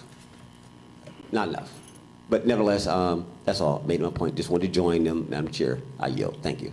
Okay. Thank you so much, Commissioner Robertson. Any other questions? Commissioner Mitchell, you have the floor. And I won't belabor this, but I agree. We need to definitely, the numbers doesn't add up to where I think this board really would like to see and go. So I think we need to do some adjusting and you know, we know the bottom line, the number, but we just got, I think, some adjustments internally of that list needs to be definitely take a harder look at and determining kind of what's best and how much of that truly touches the community more than anything. So with that being stated though, so will this item be on the agenda for tomorrow? Or are we going to move this item someplace else to revisit this before committing to what these numbers are? Or kind of what's the plan, I guess I'll say, Madam Chair. So is the plan to, Tiffany, I guess you and Madam Chair, to come back with tomorrow with a better layout, and is that enough time to digest it? Or are we looking at our next meeting that we'll be looking at this particular item to make sure that we all are comfortable with moving forward? So that would be my last question to that. Okay, thank you so much, Commissioner Mitchell. What has happened, we've already made some adjustments in the budget and allocated funding, just earmarked it in those particular cost centers, or should I say, just for lack of a better term, they've already kind of been allocated. So it would take more than just, I mean, the Board of Commissioners, I would love to send the list back to all of us, take a look at it, make some adjustments, and maybe we can amend the budget, the 2022 budget, and certainly would love for my county administrator, Dr. Corbin, to weigh in. Would that be a lot of work or on your Yeah, I part? think so. I mean, I think we're going to have, if you want us to look at it again now, to amend the current allocations, we can certainly do that, and we would recommend potentially tabling it for a meeting and then coming back with a recommendation to the board. Or the staff can't change those allocations. Right, and I think this board is, if I'm hearing it correctly, are saying we want to revisit and make that adjustment, so. Yeah. So with that, I don't think we're gonna amend the budget, we're gonna amend this list Yeah, and the we're going to numbers. we will amend the list as well. And the budget, because what's going to happen, some of those numbers are going to change, the allocations to those specific areas. For example, if I just use Chamber of Commerce for an example, it may shrink some because we got to, as the Vice Chair said, we want to keep the same amount, but we just want to shift dollars in amongst. Well, she's talking about the bottom line number. The bottom line, right. Yeah, the That's what bottom I'm line saying. number will stay the same, but however, internally within that list of 5 or 6, whatever that number is where the adjustments will come, and then we got to say, okay, we can agree with that list and that allocation. However, I'm just a little confused to say make sure I'm understanding this, so we're gonna vote on this list as is, or are we gonna wait? I would love to wait. I'm Okay, that's all I wanna in hear. agreement Okay. with the board. We need Okay. to make some adjustments, particularly the Okay. Boys and Girls Club and all these other ones that, we don't want to just go with just I the understand. I just- tradition. We want to look at what makes sense at this time. Just looking for clarity, so Mhm. that item will be tabled or Yeah. looked at somewhere down the road? Yeah, Okay. we'll table I yield this. back. Mm-hmm. Yeah. Thank you so much, Commissioner Mitchell. Commissioner Robinson? Yeah. Okay, this went a different way, but I'm okay with it. I love my board. So let me get this right. So we did appropriate funding. Mm-hmm. The full budget was done by this board for Correct. these dollar amounts coming into this year. Mm-hmm. What this is supposed to be was the paperwork process. Yes. Because our new county attorney and Madam ACA, we like, no, y'all need to tighten up that process. Y'all just giving away money, and you can't do it that way. Thank you, county attorney. Thank you, Madam ACA. Oh, we had been adhering to how we always did it here like that. It was wrong. So now we tighten that up. I just had to make that point. Thank you guys for that, for the paperwork. But I'm not certain, if the board wants to do this, I'm okay with voting as is and revisiting this year's budget coming up in the fall. That's a different conversation than what I just heard. But I'm game if y'all want to break this thing up now. I think there were some expectations that's been set. It's in motion. But again, I just want to distinguish the clarity. The board already voted on the budget. Specifically, these amounts, these firms were already pre-allocated. That's correct. The only reason that we paused because we had a new paperwork process beneath it. All right, accountability, et cetera. So just as long as the board is clear on what it's doing, and I'm fine either way. If we're tabling this, then y'all take a definitive position that we're going to break this up as is, okay. It's going to have impact on those people who made allocation that they applied. And we pretty much blessed them as is, so long as you're aware of what you're doing. And so if there's a consensus to do that, then that's what we're going to do. And I have no problem, but just as long as you're aware, because that's not what when I'm making my comments earlier, it was about at the end of the year, let's go back and revisit this, not to change what we just made a decision on. I don't like to second guess myself. But I'll yield to the will of the board. I yield, Madam Chair. All right, thank you so much, Commissioner Robinson. Certainly, Board, is always more than one way to skin a cat. Certainly, these community providers are anticipating a certain amount because it was voted into the 2020 in the 2022 budget, but certainly would like us to think outside the box, and maybe those ones, particularly as Commissioner Alcaraz, which one you had a concern, Which one? Share House. Share House and maybe Boys and Girls Club. Can we just carve out those ones? And County Administrator, is there any room for us to make an adjustment out of the general fund, maybe to add to those rather than to disturb what's already I on? can't speak about the general, we haven't looked at it. We hadn't looked at it, We have okay. not looked at that. Because I'm just wondering if there's a way, I'm just asking the board to consider maybe those areas that, maybe the Boys and Girls Club, the Share House, those ones that we feel that there's inappropriate funding to maybe add just to those this year. And then as we go into next year, make the adjustments, because right now we've set some expectations from these providers, community. So what are your thoughts? I'm just trying to think outside the box. Commissioner Yeah, Robinson. look, I mean, again, staff, y'all heard our concern. You hear our express, just things we're thinking about. Come back tomorrow, Madam Chair. We can't solve our own question. That's what y'all guys are here for. I said, come back with a recommendation tomorrow. Go look at the numbers. But don't ask us to negotiate right here like this, because we don't have any data. Right. To Dr. Corbin's point. So you guys take time out, come back tomorrow and make that call, and you guys can have your offline conversations accordingly, commissioners, and figure out if you guys really want to advocate for something accordingly to make the adjustment. This is not hard. We don't have to solve this right now. We should keep it going, Madam Chair, and staff should respond by tomorrow accordingly. I yield. Okay, thank you so much, Commissioner Robinson. David Corbin, Dr. Corbin, looked like you wanted to add or That's- make a comment. We'll take a hard look at it. Okay, thank you. And we'll report tomorrow. We'll have some type of definitive answer tomorrow, Board. All right. Well, we'll move to the next item, which is tab number 20. Approval of the MOUs and funding for the following pre-qualified community service providers. Mu chapter of Omega Psi Phi Fraternity, Inc., Sigma Omega chapter of Alpha Kappa Alpha, Inc., Destin 2, Inc., Fit for the Future Community Development Group, Inc., JC Freedom House, the Pink Santa Hat Movement, Inc., Nichols Center, Inc., Light and Salvation Outreach, Strides Horse Park, and West Georgia chapter of the Links, Inc. Assistant County Administrator Stanley, you have the floor again.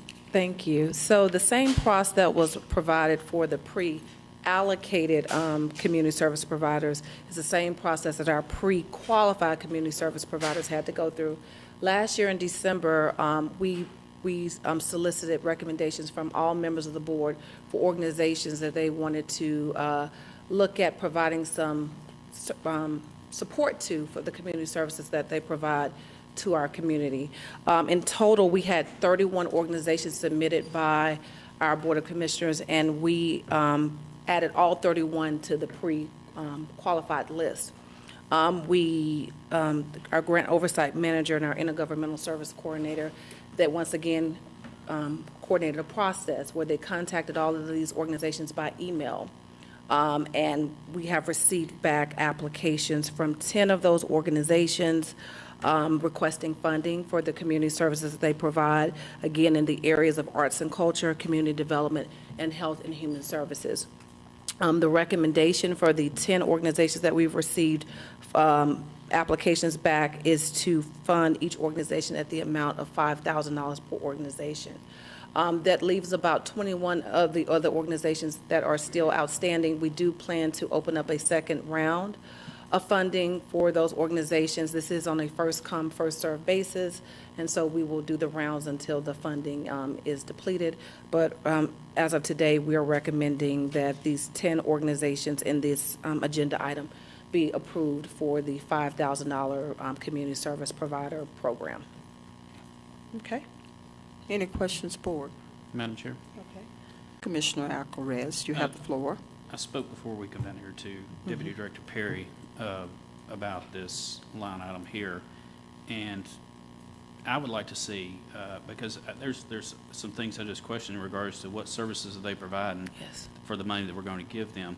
And in order for me to vote on this, I think it'd be, I think it'd be a great idea to provide, if maybe my peers have, but I have not, the applications to see what services they're going to render for the county. Because if we're going to give them $5,000, I'd like to know what they're doing, or how they were picked. And honestly, I think it'd be great for all of the Board of Commissioners to receive all the applications from everybody, so that we know these individual companies or fraternities and what services they provide, because it's just hard for me to vote giving someone $5,000 if I don't know what they're doing. No, and I apologize to you. I guess there was a disconnect. I thought the information had been uploaded. I apologize. Okay. So what I would recommend at this time is that we also table this item in order to provide the board the information that is being requested by Commissioner Alvarez in order for you all to make an assessment of the applications. Okay. I yield back, Madam Chair. All right. Board, you heard that the information has not been uploaded, and it was just an error. Just didn't get it in there. I want you all at least have give consideration to data that you have before you. We didn't upload it, so again, our apologies. So we will, if certainly at the will of the board, I will table this item as well. We need to do some more work on 19 and 20. We'll love to table those two and bring it back to our next Board of Commissioners meeting, not tomorrow. I know you had mentioned Commissioner Robinson, maybe perhaps tomorrow, but we're just not there yet. And we'd love to see if the board would just agree with me to table 19 and 20, and we'll come back, and so we will be more educated and provide you with something that makes sense. Okay? If that's okay with the board. Okay. Vice Chairman, you have the floor. And I just have one request. If we could do that, if we could do what Commissioner Alvarez is requesting for 20, let's do it for 19 too. Yes, we If you will. will upload those Yes. applications so that we can actually see the services they are providing, so that it's transparent, because I know that I will get emails saying, who is doing this? I've never heard of them, right? And there are a lot of on here I haven't heard of. But I know that you guys have already vetted them, and I know that, we are ensuring that the services, that the money we're providing, that they're able and capable of providing the services out in the community. But just for transparency, Yes. let's load 19 and 20. Yes, we'll load both of them. I Thank you. apologize. I thought they were All right. loaded. She That thought they is were my loaded in. error to the board. Okay. Thank you so much, Vice Chairman. You have the floor, Commissioner Robinson. No, thank you. Again, well, is the county attorney down there? Michael? He is. All right, but just bear with me. This is important, and again, back to the transparency, and I get it. It should have been up, but guys, because when we had this conversation last fall, we began to change and evolve and progress. I appreciate our county attorney says, I'm going to call it legal maturity. Y'all just can't do this. Y'all know what y'all doing? You can't give away cash like that you have historically done. And I appreciate that. I mean, that's the point. It was the maturity. So I want to set expectations. It's all about context. It's great to tell a moment in time story, a balance sheet moment. But no, you got to lay out how this thing has progressed over time. And leadership, legal maturity is important. He says, you can't call it that. You just can't give it away that way. And we had to go around, and we had to mature. Like, look at how the county, over 15 years I've been here, the same old people just give it away. He says, how did y'all get away with that? Oh, anyone pay attention? Oh, it's hard to look at yourself. You hold a different standard. It's a different standard. Why was that allowed? And nobody challenged it. Nobody said anything. He said, woo. And that's why I appreciate him forcing that. Like, no, you guys don't know about the power, but we can't roll like this. We need an application and an MOU and accountability. I mean, we pushed for what do we want to call it? The biannual reporting. We couldn't get reports from okay, now we got some real teeth on this thing. Like, well, where's your data? Where's your outcome? But you were just funding. And some things that not only in our budget, we were just doing one-offs throughout the years. So it's just context. I just have to highlight this because be comfortable, guys, in the decision, the procurement process, the things that we're doing, that we are advancing. It is maturing. You just got to know what you're looking at. And I want to highlight that. So, county attorney, is this process, are you comfortable that we got it where it needs to be? There's an actual application that sufficiently fulfills their application and an MOU for the exchange with my fellow commissioners at the month. It's the MOU of exchange. For this dollar amount, there's a set of services, there's expected outcome, and here's the budget that you're going to be using. Are you comfortable, sir? Yes, I think that using the MOUs to define the public benefit that will come from the monies that are being given is what's critical for the gratuities law purpose. And I think now that we have documents that actually say this is how much someone will receive and this is the benefit they're going to give for what they get, I think you'll meet the requirements and standards of the gratuities clause. Very good. That's all I needed. I'm sure I'm going to highlight that. Thank you. Thank you. All right, any other questions, Board? All right, thank you so much, Madam ACA. And we look forward to this coming to our next meeting. Yes, we'll bring it back. Okay, we'll just bring it back. And then 19 and 20, certainly at the pleasure of this board, is tabled and will not come forth to this board tomorrow. Okay, thank you. We're going to need tab number you have 21 as well. You're still here. Okay, authorization to execute an FY 2023 budget letter from the Department of Family Children Services in accordance with the approved budgeted amount in the amount of $5,326.50 per month, and authorize the chairman to sign all related documents pending final legal review. You have the floor. Thank you, Madam Chair. I think at this time I would ask that this item also be tabled because it's in accordance with item number 19, the approval of the amount to the to DFACS. It's a letter that the director is requesting that she needs to submit to the state. And so we're just asking at this time if it could be tabled. Ms. Artis, I believe, is here, but I guess we can't move forward with 21 if we don't move forward with number 19. Okay. I believe I saw her here earlier, Ms. Artis, but she may have left. Is this time sensitive on her behalf? From my on understanding 21? from before, it was not, but I will check with her just to Okay. make sure today, just in case, and I can let you guys know before tomorrow if we need to Okay. move forward with something. All right. And if it is time sensitive and it exceeds tomorrow, Board of Commissioners, I may have to call a special call. I'm just trying to warn you earlier, in advance. All right, thank you. We have Commissioner Robinson, you have the floor. Yeah, I mean, if the director's not here from over there. I've visited DPAS before, and while I watched it from afar, it's something that I believe, like our Community Service Board, hadn't really got proper funding. And I mean, we sort of close our eyes to that group right there, right from Chick-fil-A, the back door down from the Transportation Center. And it's like, that's all the funding we give them?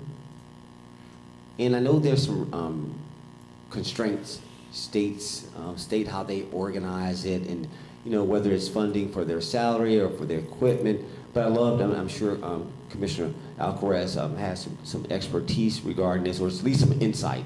But I really want us to really look at that one, because like, that's all we give them now. There's nothing we can't do creatively beyond, okay, well, I know it says you can't do that, but it doesn't prohibit you doing this. And I just, that one right there, just to your point, that's all we give, and how important that is, the impact that it has in some of the other areas, our court systems, et cetera. So, again, this is outside my swim lane, but it's something I've had a heart for, but not that I can get into it. I stay in my lane. But this is one I really want us to take a look at, but I'm okay, Madam Chair. If we got to move tomorrow, But as you guys recalibrate the ongoing funding, you can separate the two, the immediacy of today and ongoing appropriations. Those are two different thoughts. In other words, pay the bills now, do what you need to do now, but recognize that, okay, we're going to recalibrate how things are funded. So those are long-term versus short-term. So I just wanted to make that point, but I'll yield to the staff coming back, Madam Chair. I yield. Okay, thank you so much, Commissioner Robinson. Any other questions, Board? Okay, being none, we'll move to tab number 22. Tab number 22 is authorization to accept the award of EMW-2021-FF-01194 fiscal year FY 2021 staffing for adequate fire and emergency response, which is SAFER grant in the amount of $9,655,690.26 with no match to meet staffing needs and to assist in meeting the National Fire Protection Association NFPA 1710 minimum manning requirements, amend the budget and authorize the chairman to sign all related documents pending final legal review. Madam ACA, again, Tiffany Stewart-Stanley. Thank you, Madam Chair. So this is the federal grant that we have received from the Homeland Security FEMA grant for the staffing for adequate fire and emergency response, which is known as a SAFER grant. The county was awarded $9,655,690.26 with the match being waived. The purpose of this grant would be to hire up to 46 firefighters to meet our staffing needs here in the county for our firefighters. Like I said, there is no cash match for this award. It will fund 46 new fire and emergency personnel. And so we're coming before you today requesting authorization to accept this award and for the chairman to be able to sign all documents. The award period for this award would start on August 8th of 2023, and this will fund all the way through August 7th, 2026.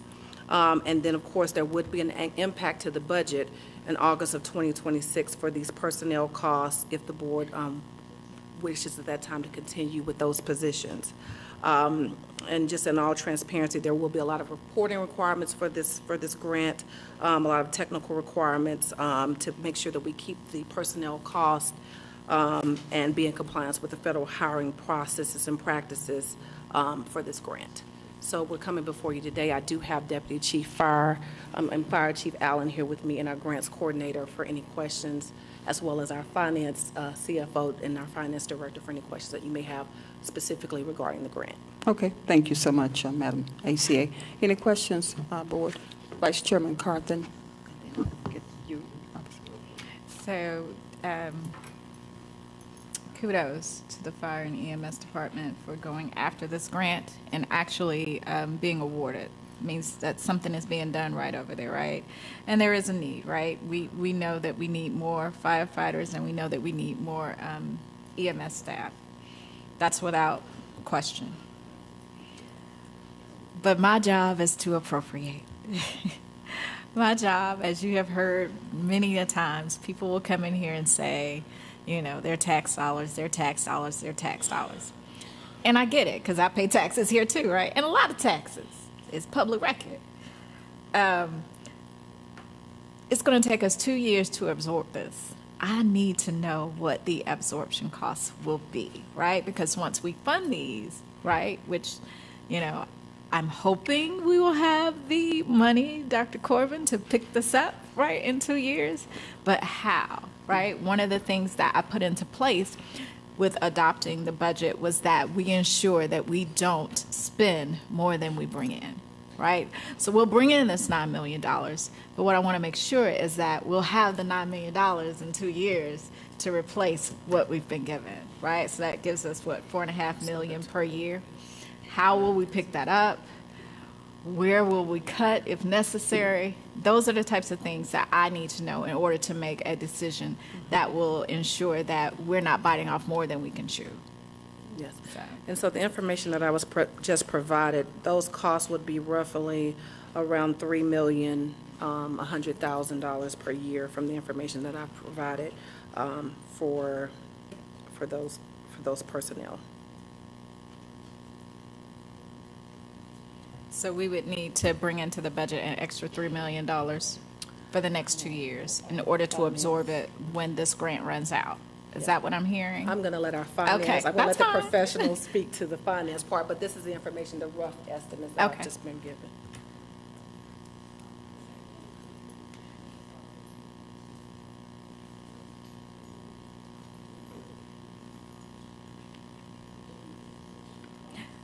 So I basically just want to know, how will we absorb this? How will we make it up? Will we cut somewhere? Do you foresee that we will be able to absorb this cost without increasing taxes? This is a part of safety, right? And that's the number one concern in Douglas County. But we also don't want things to slack in other departments as well. So do you foresee us picking this up with no problem and no tax increase? Or how do you foresee this if we, you know, absorb it?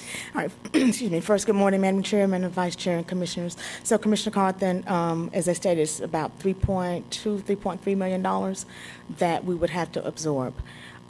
We haven't looked that far to see if property values continue to increase, then of course, and even if we maintain our millage rate, you may be able to absorb some that way.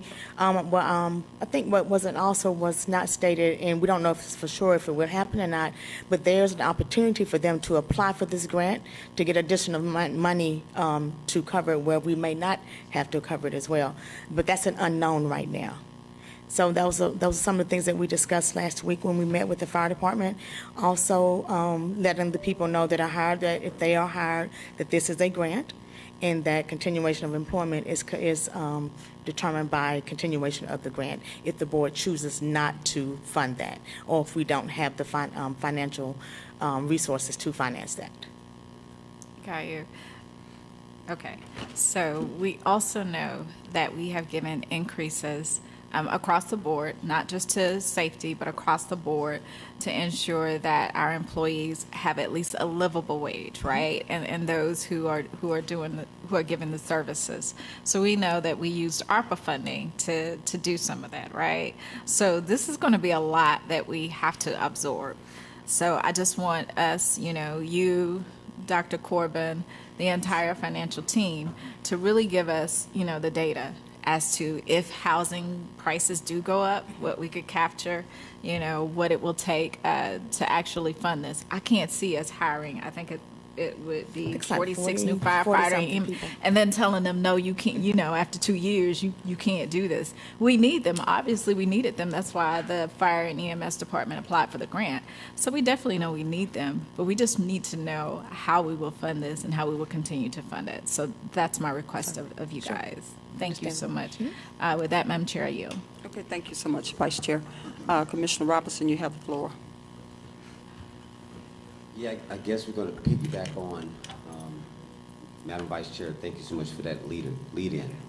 My question becomes, let's keep extending this. So you have some fire station number, 9 coming on board. You were supposed to already have funding for this as part of your normal budget. Where do we stand regarding that? Can somebody speak to that? From my understanding, there is funding in the budget for fire station number 9. So we would not be able to use these grant fundings towards that funding. It would have to be towards some additional personnel costs. All right, so statement, how many people are going to fire station number 9? 46. That means 3 shifts, give or take, that easy math. If you could come to the mic, Deputy Chief Allen, please. Good morning, Board. Good morning, Madam Chair. Yeah, Good weigh in morning. on it for us. Thank you, sir. Yes, sir. For fire station number 9, we're looking at somewhere around 45, 46 individuals. But these individuals, all these individuals that we're looking at hiring will not go to Station 9. We have seasoned personnel. This will be spread throughout the entire county as far as different fire stations, the personnel. All right, so you triggered something. This is good, thank you. Now follow this. We got station number 9 that's coming on board. They're supposed to have, how many people are per shift? Stay there. Per shift for that new fire station, how many people? We're going to look at about 40 some odd personnel. We're going to have ladder truck engines, tankers, a command staff. So we're around that 40 number. All right, so 14 to 15 people per 3 shifts. Yes, sir. Easy math, all right. So think about it, guys. That's 45 people just for that alone. I don't care where you pull them from overall, but that right there is 45. My question is now, you're adding, how many is this one? For the SAFER grant? Yeah, with the current grant we're looking at. 46. 46, so that means we got a need of 80 people? Yes, sir. 92. All right, 92. Yeah. Y'all, we gonna feel this. I can extend out. It's like, ooh. What is the current size of the fire budget? Somebody? Fire budget. If you could, Madam CFO, what is the value of the fire budget? Just Fire roughly, EMS? I'm not good. Fire budget? In dollar amount, not percentage.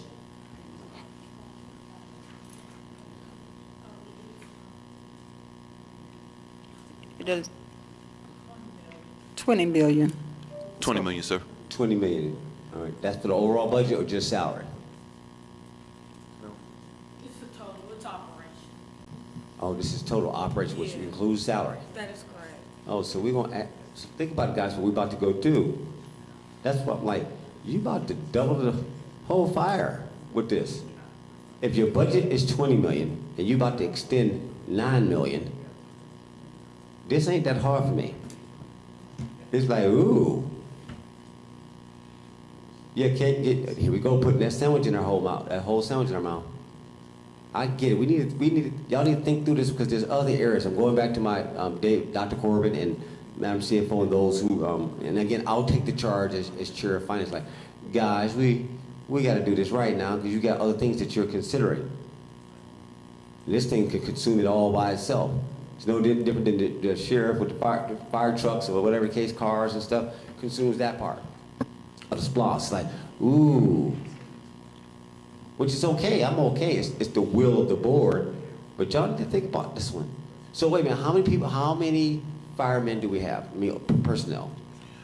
Roughly around 140, 150 plus. 150, and we're about to add 80. Exactly. Woo! Let's think about this one. I get it, but I'm okay with what y'all presented. Board, do y'all know what they're asking us to do and the impact that it is? This is major. And it's good, but it's like, wow. You will only do this, is my point. You do this, that you can make these numbers rock, but it's like nothing else getting in. So it commits you down a fire. Again, we get concentrated in the public safety. I get it. Either fire or sheriff, I get it. But everything else gets squeezed out. This right here is material. Y'all gonna add, y'all almost what?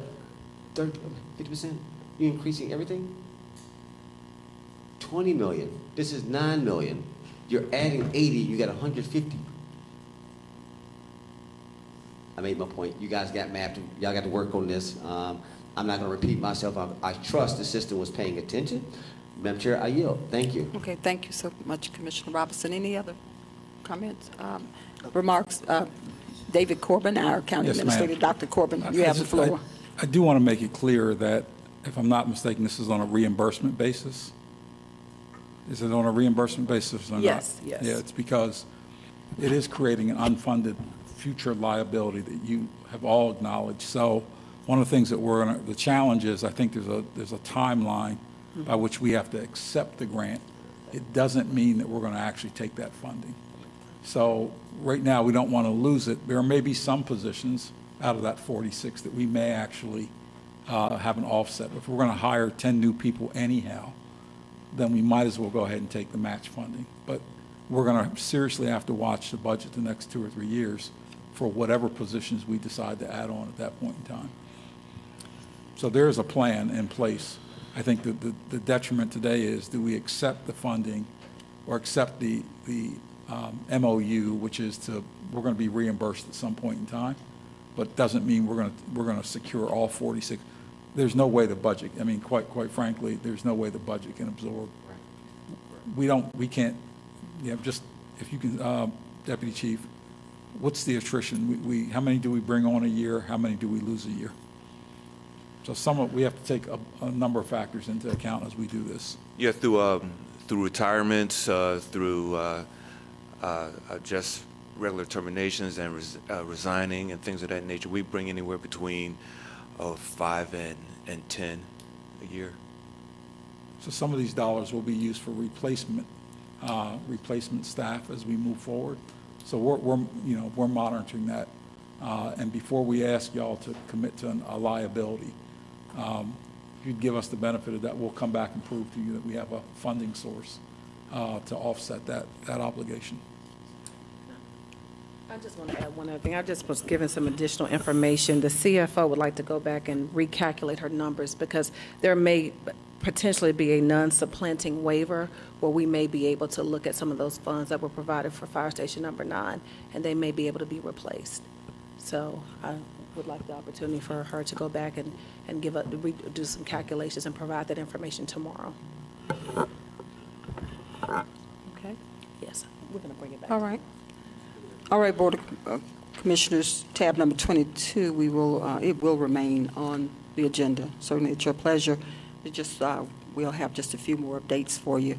But as our Dr. Corbin mentioned, our county administrator indicated that with the sensitivity and time related to this, we're not sure if we want to throw the fish back in the water, because it may be an opportunity for us to offset it if we don't spend the entire amount. Is that correct, David? That's Corbin? acceptable. Yeah, Dr. Corbin. Okay, thank you. But you said not just dates, they're going to bring us data tomorrow, right? Yeah, data, some Yeah, more I've heard additional dates. data and Okay. some updates related, what we can, it could be, some funding could be utilized towards, sounds like fire station number 9, the new fire station. Yes, we'll bring the information back Okay, to you. all right. All right, Board of Commissioners, if there are no other questions, we're going to move on to tab number 23. Tab number 23 is approval of a resolution combining the Public Safety Committee with the Fire and EMS Committee. Madam ACA, you got it Thank again. you. This is your day. So we had a request to review the efficiency of having a Public Safety Committee as well as a Fire and EMS Committee by Commissioner Alcaraz. And so in looking into the matter, we're bringing forward a resolution today to combine the Public Safety Committee and Fire and EMS Committee with the approval of the board. I can read the resolution, or I don't know if Commissioner Alcaraz, if you would like to provide any additional information. Okay, I'll go forward with the resolution. So the resolution will state, Resolution to consolidate the Public Safety and the Fire and EMS Committees of the Douglas County, Georgia Board of Commissioners. Whereas the Board of Commissioners of Douglas County, Georgia is assisted by a number of boards and committees in carrying out the business of Douglas County. And whereas Douglas County currently has a Public Safety Committee and a Fire and EMS Committee, and whereas both committees are chaired by Commissioner Alcaraz, and whereas the Fire Chief, Deputy Fire Chief, E911 Director, EMS Director, and either the county administrator or deputy county administrator are assigned to both committees. And whereas the fire department staff provides the same updates at both committees' meetings, and whereas it could be more efficient and better use of time of key personnel who attend meetings and reduce redundant information provided in both meetings. Now therefore be it resolved by the Board of Commissioners of Douglas County, Georgia, that the Public Safety Committee and the Fire and EMS Committee are to be consolidated into one committee. Be it further resolved that to all resolutions and ordinances or part of resolutions or ordinances that are inconsistent with this resolution are repealed to the extent of the conflict. So that's the requested resolution for approval. Okay, thank you so much, Madam ACA. Any questions, Board, regarding this resolution? Okay. I saw Vice Chair's hand first. Vice Chair Carthen, you have the floor. Thank you so much. Deputy Chief Allen, can you take the podium? Yes, ma'am. So given that you probably had a chance to sit in the Fire EMS Committee meeting, I'm assuming? Once or twice. Once or twice, okay. And I believe one meeting I had with overall fire, you may have sent, I think it was public safety, you may have sat in one of those meetings. Was it you or Chief Jolivet? It may have been Chief. Chief Jolivet, okay. So can you tell us your take on having a standalone fire and EMS versus incorporating you all into public safety, just from your standpoint? From my standpoint, I see the benefits in combining them because we do intermingle, and there is a particular marriage with all of public safety, and so there's a lot of information that may get missed, that has been missed when we have our separate compared to what public safety has done. I can attest that I haven't been a part of the public safety meetings, and I know that there's been some information that on the fire and EMS side that would have been beneficial to us to have if we were a part of that. So there is a large benefit to that. There's a lot of information that needs to get put out on both sides so everybody can know what's going on. So yes, ma'am. Thank you. For that, Madam Chair, I yield. Okay, thank you. Any other comment, Board? Okay, Commissioner Robinson, you have the floor. I'm going to go back to this time last year, right before that, the Board of Commissioners formalized our committee structure. This is when we were working on the vice chairmanship, and we recognized that our code was inadequate. We recognized there was voids in our code and how we operated. Nothing was codified. Nothing was clear. We just evolved. We just sort of be out there. That's my observation over the years. It's just like, okay, guys, where's the structure? All right, so we put forth, and Madam Clerk or Madam Deputy Clerk, I want you to pull up last year's, I guess it was the Reform Act of 2021, or whenever that was, that we took a look at this. And we finalized, we formalized and finalized and approved a committee structure. We had both standing, which were formal committees, and select, which were one-offs. You know, like SDS and LOST and, redistricting were the select, and then we had these other ones. In that, we had public safety. In that committee, what we already passed has fire, EMS, code enforcement, coroner, sheriff, E911, EMS. My point is like, okay, so it's more about just implementing what's already on the books. I question why you even have to do that. You have a committee that you just chose not to combine. That was us. Think about it, guys. Well, if you look at the current committee structure, public safety is all there. We just chose to keep separate committees for whatever reason as commissioners. It's already there. It's just a matter of, well, You're the chair of public safety, then it's your meeting. You're the chair. But I guess, county attorney, county clerk, do y'all have that? Is that, I want you to read what's inside the public safety committee. I don't want you to read that whole thing. Find the part that I'm talking about that's relevant. Where it states standing committees? Yes, ma'am. Where it lists it. Okay, it says committees may be divided into two distinct classes. Standing committees. A standing committee is a permanent committee and includes the following organizational areas: finance, transportation, procurement, public safety, parks and recreation, economic development, fire EMS, technology, benefits, programming, safety board, pension advisory board, tax abatement compliance, and residential development committee. Do you want me to read special committees? Yes. No, stop. Okay. Go back to where it says fire and EMS. Then public safety. Okay. I'll wait. What did, I guess again, I'm back to the point. For public safety, do we need, I guess maybe you've answered the question. County attorney, do we need to combine them through a resolution, or can you just call a meeting without any more? Do we have to abandon this? Is that what I'm hearing? We're dissolving fire and EMS? Do we have to dissolve it and just not call it?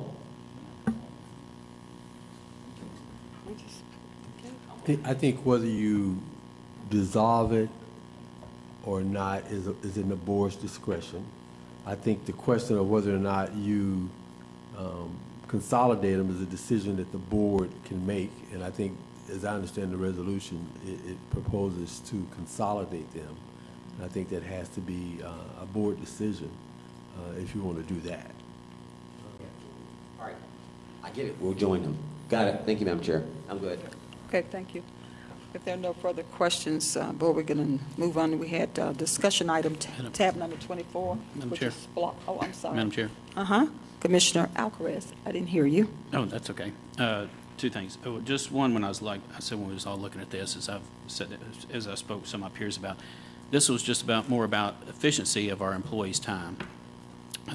They come before us, and that's one thing that we discuss with them is when they come up here, that I know Commissioner Robinson said to me at times, is about efficiency and about the best use of our time. We're taking up a lot of time. I just seen that it was taking up a lot of time in duplicating redundant information, and I know we're short-staffed. They could be doing a lot of work somewhere else besides sitting through an hour and a half meeting. So that was, again, it wasn't a elimination, it was consolidation, and it was about efficiency and best use of our employees' time. But also just want to bring your attention, Madam Chair, I believe our DFAS director has entered the room. But with that, I yield. Okay, thank you so much. Board Commissioner, certainly it's your pleasure. I want to pivot back to our DFAX manager. And thank you so much, Deputy Chief Allen. And if you could, Madam ACA, if you could just bring up, if you could come up. So we were on tab number 21. And tab number 21 is authorization to execute an FY 2023 budget letter from the Department of Family Children's Services in accordance with the approved budget in the amount of $5,326.50, and authorize the chairman to sign all related documents pending final legal review. And just wanted to know if this letter is time sensitive. Can you tell us a little bit about the board? If you could just express to the board how time sensitive this letter is, because we wanted to table the item, but certainly wanted to get your input. Thank you, Madam Chair, and good afternoon, Madam Chair, Madam Chairman, Vice Chairman, and Board of Commissioners. So I did speak with my regional accounting as I left here the first time. I apologize for that. We're good to tabling it for another month, so we are good with that. But I will make a note that $5,326.50 was based on the budget of $63,918. And if I heard correctly, our budget is $70,000 currently. So dividing that by 12, that amount will be $5,833.33. Okay, so 5,008. Say that once again. I'm sorry. 5,833 and 33 cents. A lot of threes there, huh? Yes, ma'am. And that's based on the 70,000 budget. that's allocated for you. Correct. Yes, ma'am. All right, Vice Chairman Carthen, you have the floor. You have a question? Thank you. So we were discussing, we know the needs are great, right? You've talked to us before about that, and we greatly appreciate you advocating on behalf of the citizens and the families that you all actually help to take care of. So is it safe to say that if we increase the budget from the 70,000 up, you would just like for it to be divided by 12 so that that would be your ask on a monthly basis in the contract? Is Yes, that what I'm ma'am. hearing you say? Okay. Yes, ma'am. I just wanted to make sure that was what I was hearing. Okay. With that, Madam Chair, I yield. Okay, thank you so much, Vice Chairman. Commissioner Robinson, you have the floor. Yeah, hey, good morning. Good morning. Good afternoon, don't know which one it is. Real quick, so how many staff members do you have there? Approximately 80. And how many people do you serve? I mean, how do you count, like, volume? So we have, oh gosh, so we have Just roughly. 155 children in foster care. How many? 155 Got it. in Douglas County foster care. We also serve a lot of families who we do not have children in foster care. We roughly run about 200 cases per month that we are servicing families whose children are not in our foster care system. That's on our child welfare side. Of course, we have our Office of Financial Independence side, which provides the Medicaid, food stamps, and TANF programs to our citizens. And we are servicing thousands, tens of thousands of residents in Douglas County with those programs. Got it. So this 70,000 is applied to what area? Is it salaries for those 80-some people? Is it for the services, or is it for capital, operating? How go ahead. Sure. So the salaries are out of our state budget that we get from Department of Human Services. However, our county budget is a lot of it is used for the care of our foster children. Though foster parents receive a per diem, it does not cover all the needs of the children. For an example, the state allows a child who enters into foster care to get a clothing allowance once they enter in, and then every July 1st. But we know kids go through growth sprouts. And so a lot of times the foster parents would be purchasing those additional clothing, or if they needed clothes for any sports activities or anything like that, that was not covered. And so we added that as part of our county budget, that we could reimburse our foster parents midway so that they could get those clothes. We provide reimbursement for diapers. We provide reimbursement for school pictures for our foster children, as well as haircuts, because we know our kids want to look good. They don't want to stand out and be different in their schools. They want to participate in proms and homecomings, and we can provide for funding for dresses and tuxedos and things like that. Field trips for kids that want to go on to field trips and camps for some of our children. And then we have unusual medical care, in which some of our children have some medical needs, some medication needs, in which Medicaid through AmeriGroup is not, it does not pay for it. And so that also falls back under our county budget to pay for those medications and unusual medical care. It does have some administrative needs in there that we do to operate our county.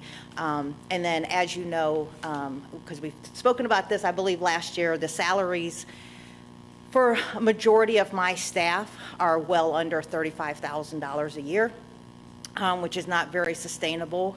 Many of my staff receive the same benefits that we provide to our community: the Medicaid, the TANF, the food stamps.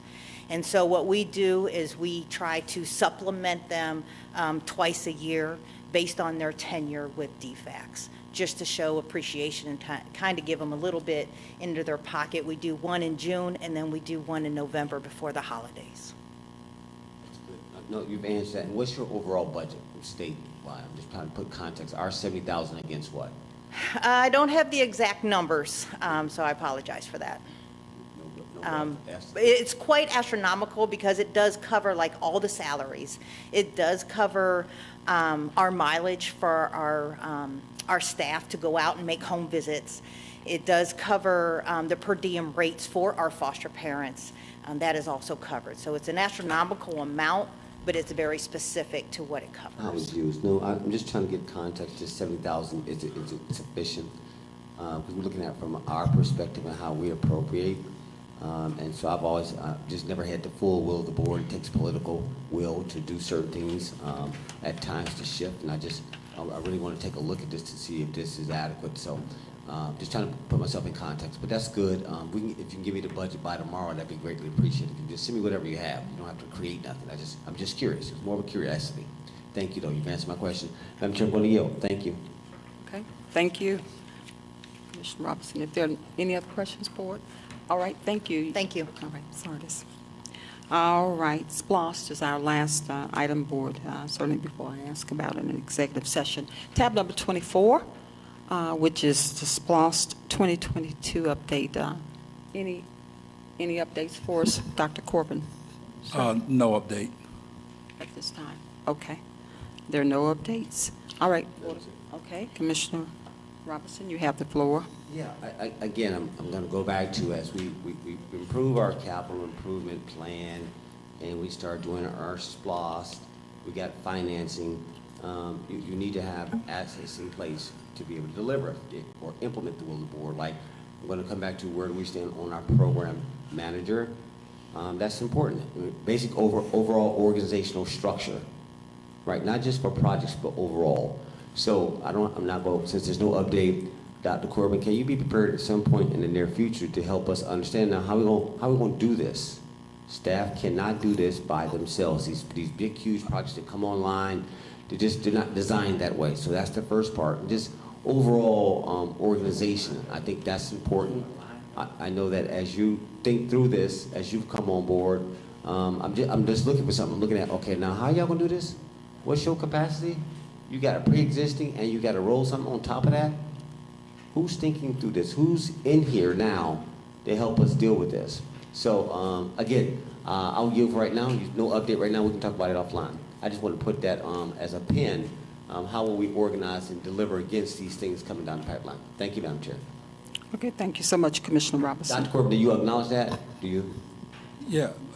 You got me? Yeah, as a follow-up, I think we talked about having, with Madam Chair and the administration making a recommendation and aligning everything up by the first week in April. That's all I was looking for. Thank you. All right, thank you so much, Dr. Corbin. Thank you so much, Commissioner Robinson. Got, any announcements, board? Do you all have anything before we'll call it tap at the shoulders of our attorney to ask if there's a need for an executive session? Madam Do we Chair. need to go into executive session? Madam Chair. Oh, I'm sorry. That's okay. I got to start. This left ear must not be working. Commissioner Alvarez, hold on for 1 minute. Attorney, you have the floor. Just in regards to Commissioner comments, just to make acknowledgement of Alexander High School, that Tarina and I split that district. They won in the Final Four, so they're now headed to the state championship in Macon on Friday. One of the most exciting basketball games I believe I've got to attend in quite a while.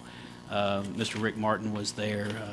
We were able to watch that game, and he'll attest it was very exciting. But very proud. The basketball coach for Alexander last Wednesday won his 500th game, which is huge. He's done a fantastic job there. But just wanted to acknowledge them for our community. To anybody who wants to travel to Macon and support them on Friday, or just support them any way you can. I just wanted to acknowledge their accomplishments that they've made.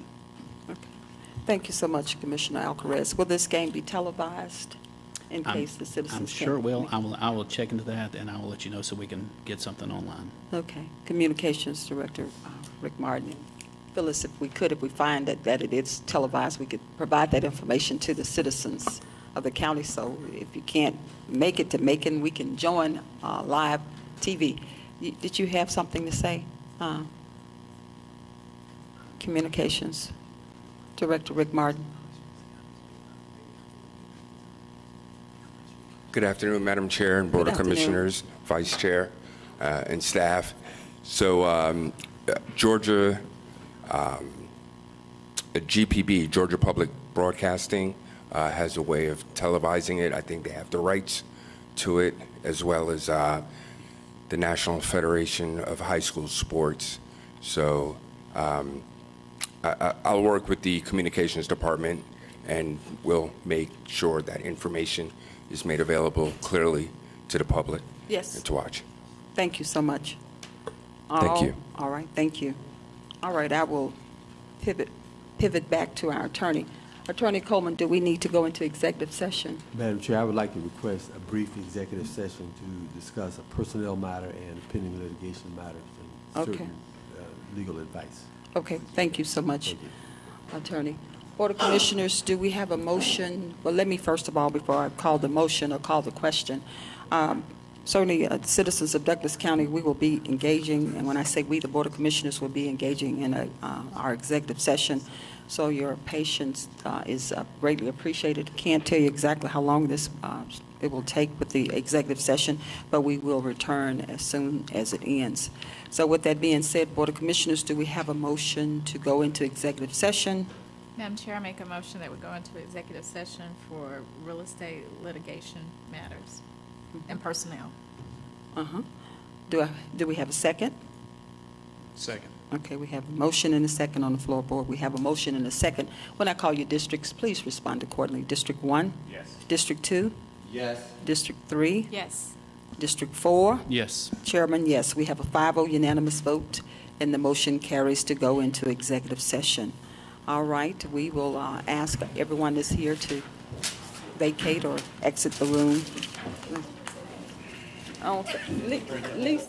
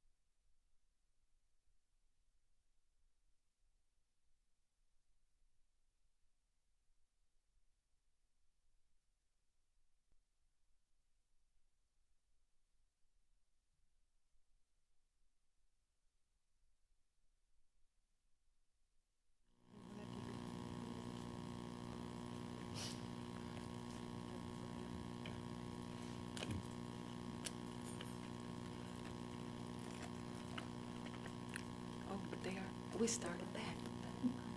Are we back live? Are we back? Okay. Thank you. Wait. Okay. All right, we are back from our executive session, and thank you to the citizens of Douglas County and to the Board of Commissioners for engaging in our executive session. Board of Commissioners, certainly this wraps up our meeting, and wanted to know if any of the district commissioners, do you have any announcements or anything? Okay, if there are no announcements, Board of Commissioners, I appreciate your time and talent today engaging in this work session. And if there are no further comments, if there's nothing else to come before this body, this meeting is adjourned, and have a great day. And remember, tomorrow, our meeting, we have a work session tomorrow. We have our legislative voting meeting tomorrow at 10 a.m. here in the Citizens Hall, and welcome all our citizens to attend. And if not, you could attend virtually. Again, if there's nothing else to come before this body, this meeting is adjourned, and have a great day.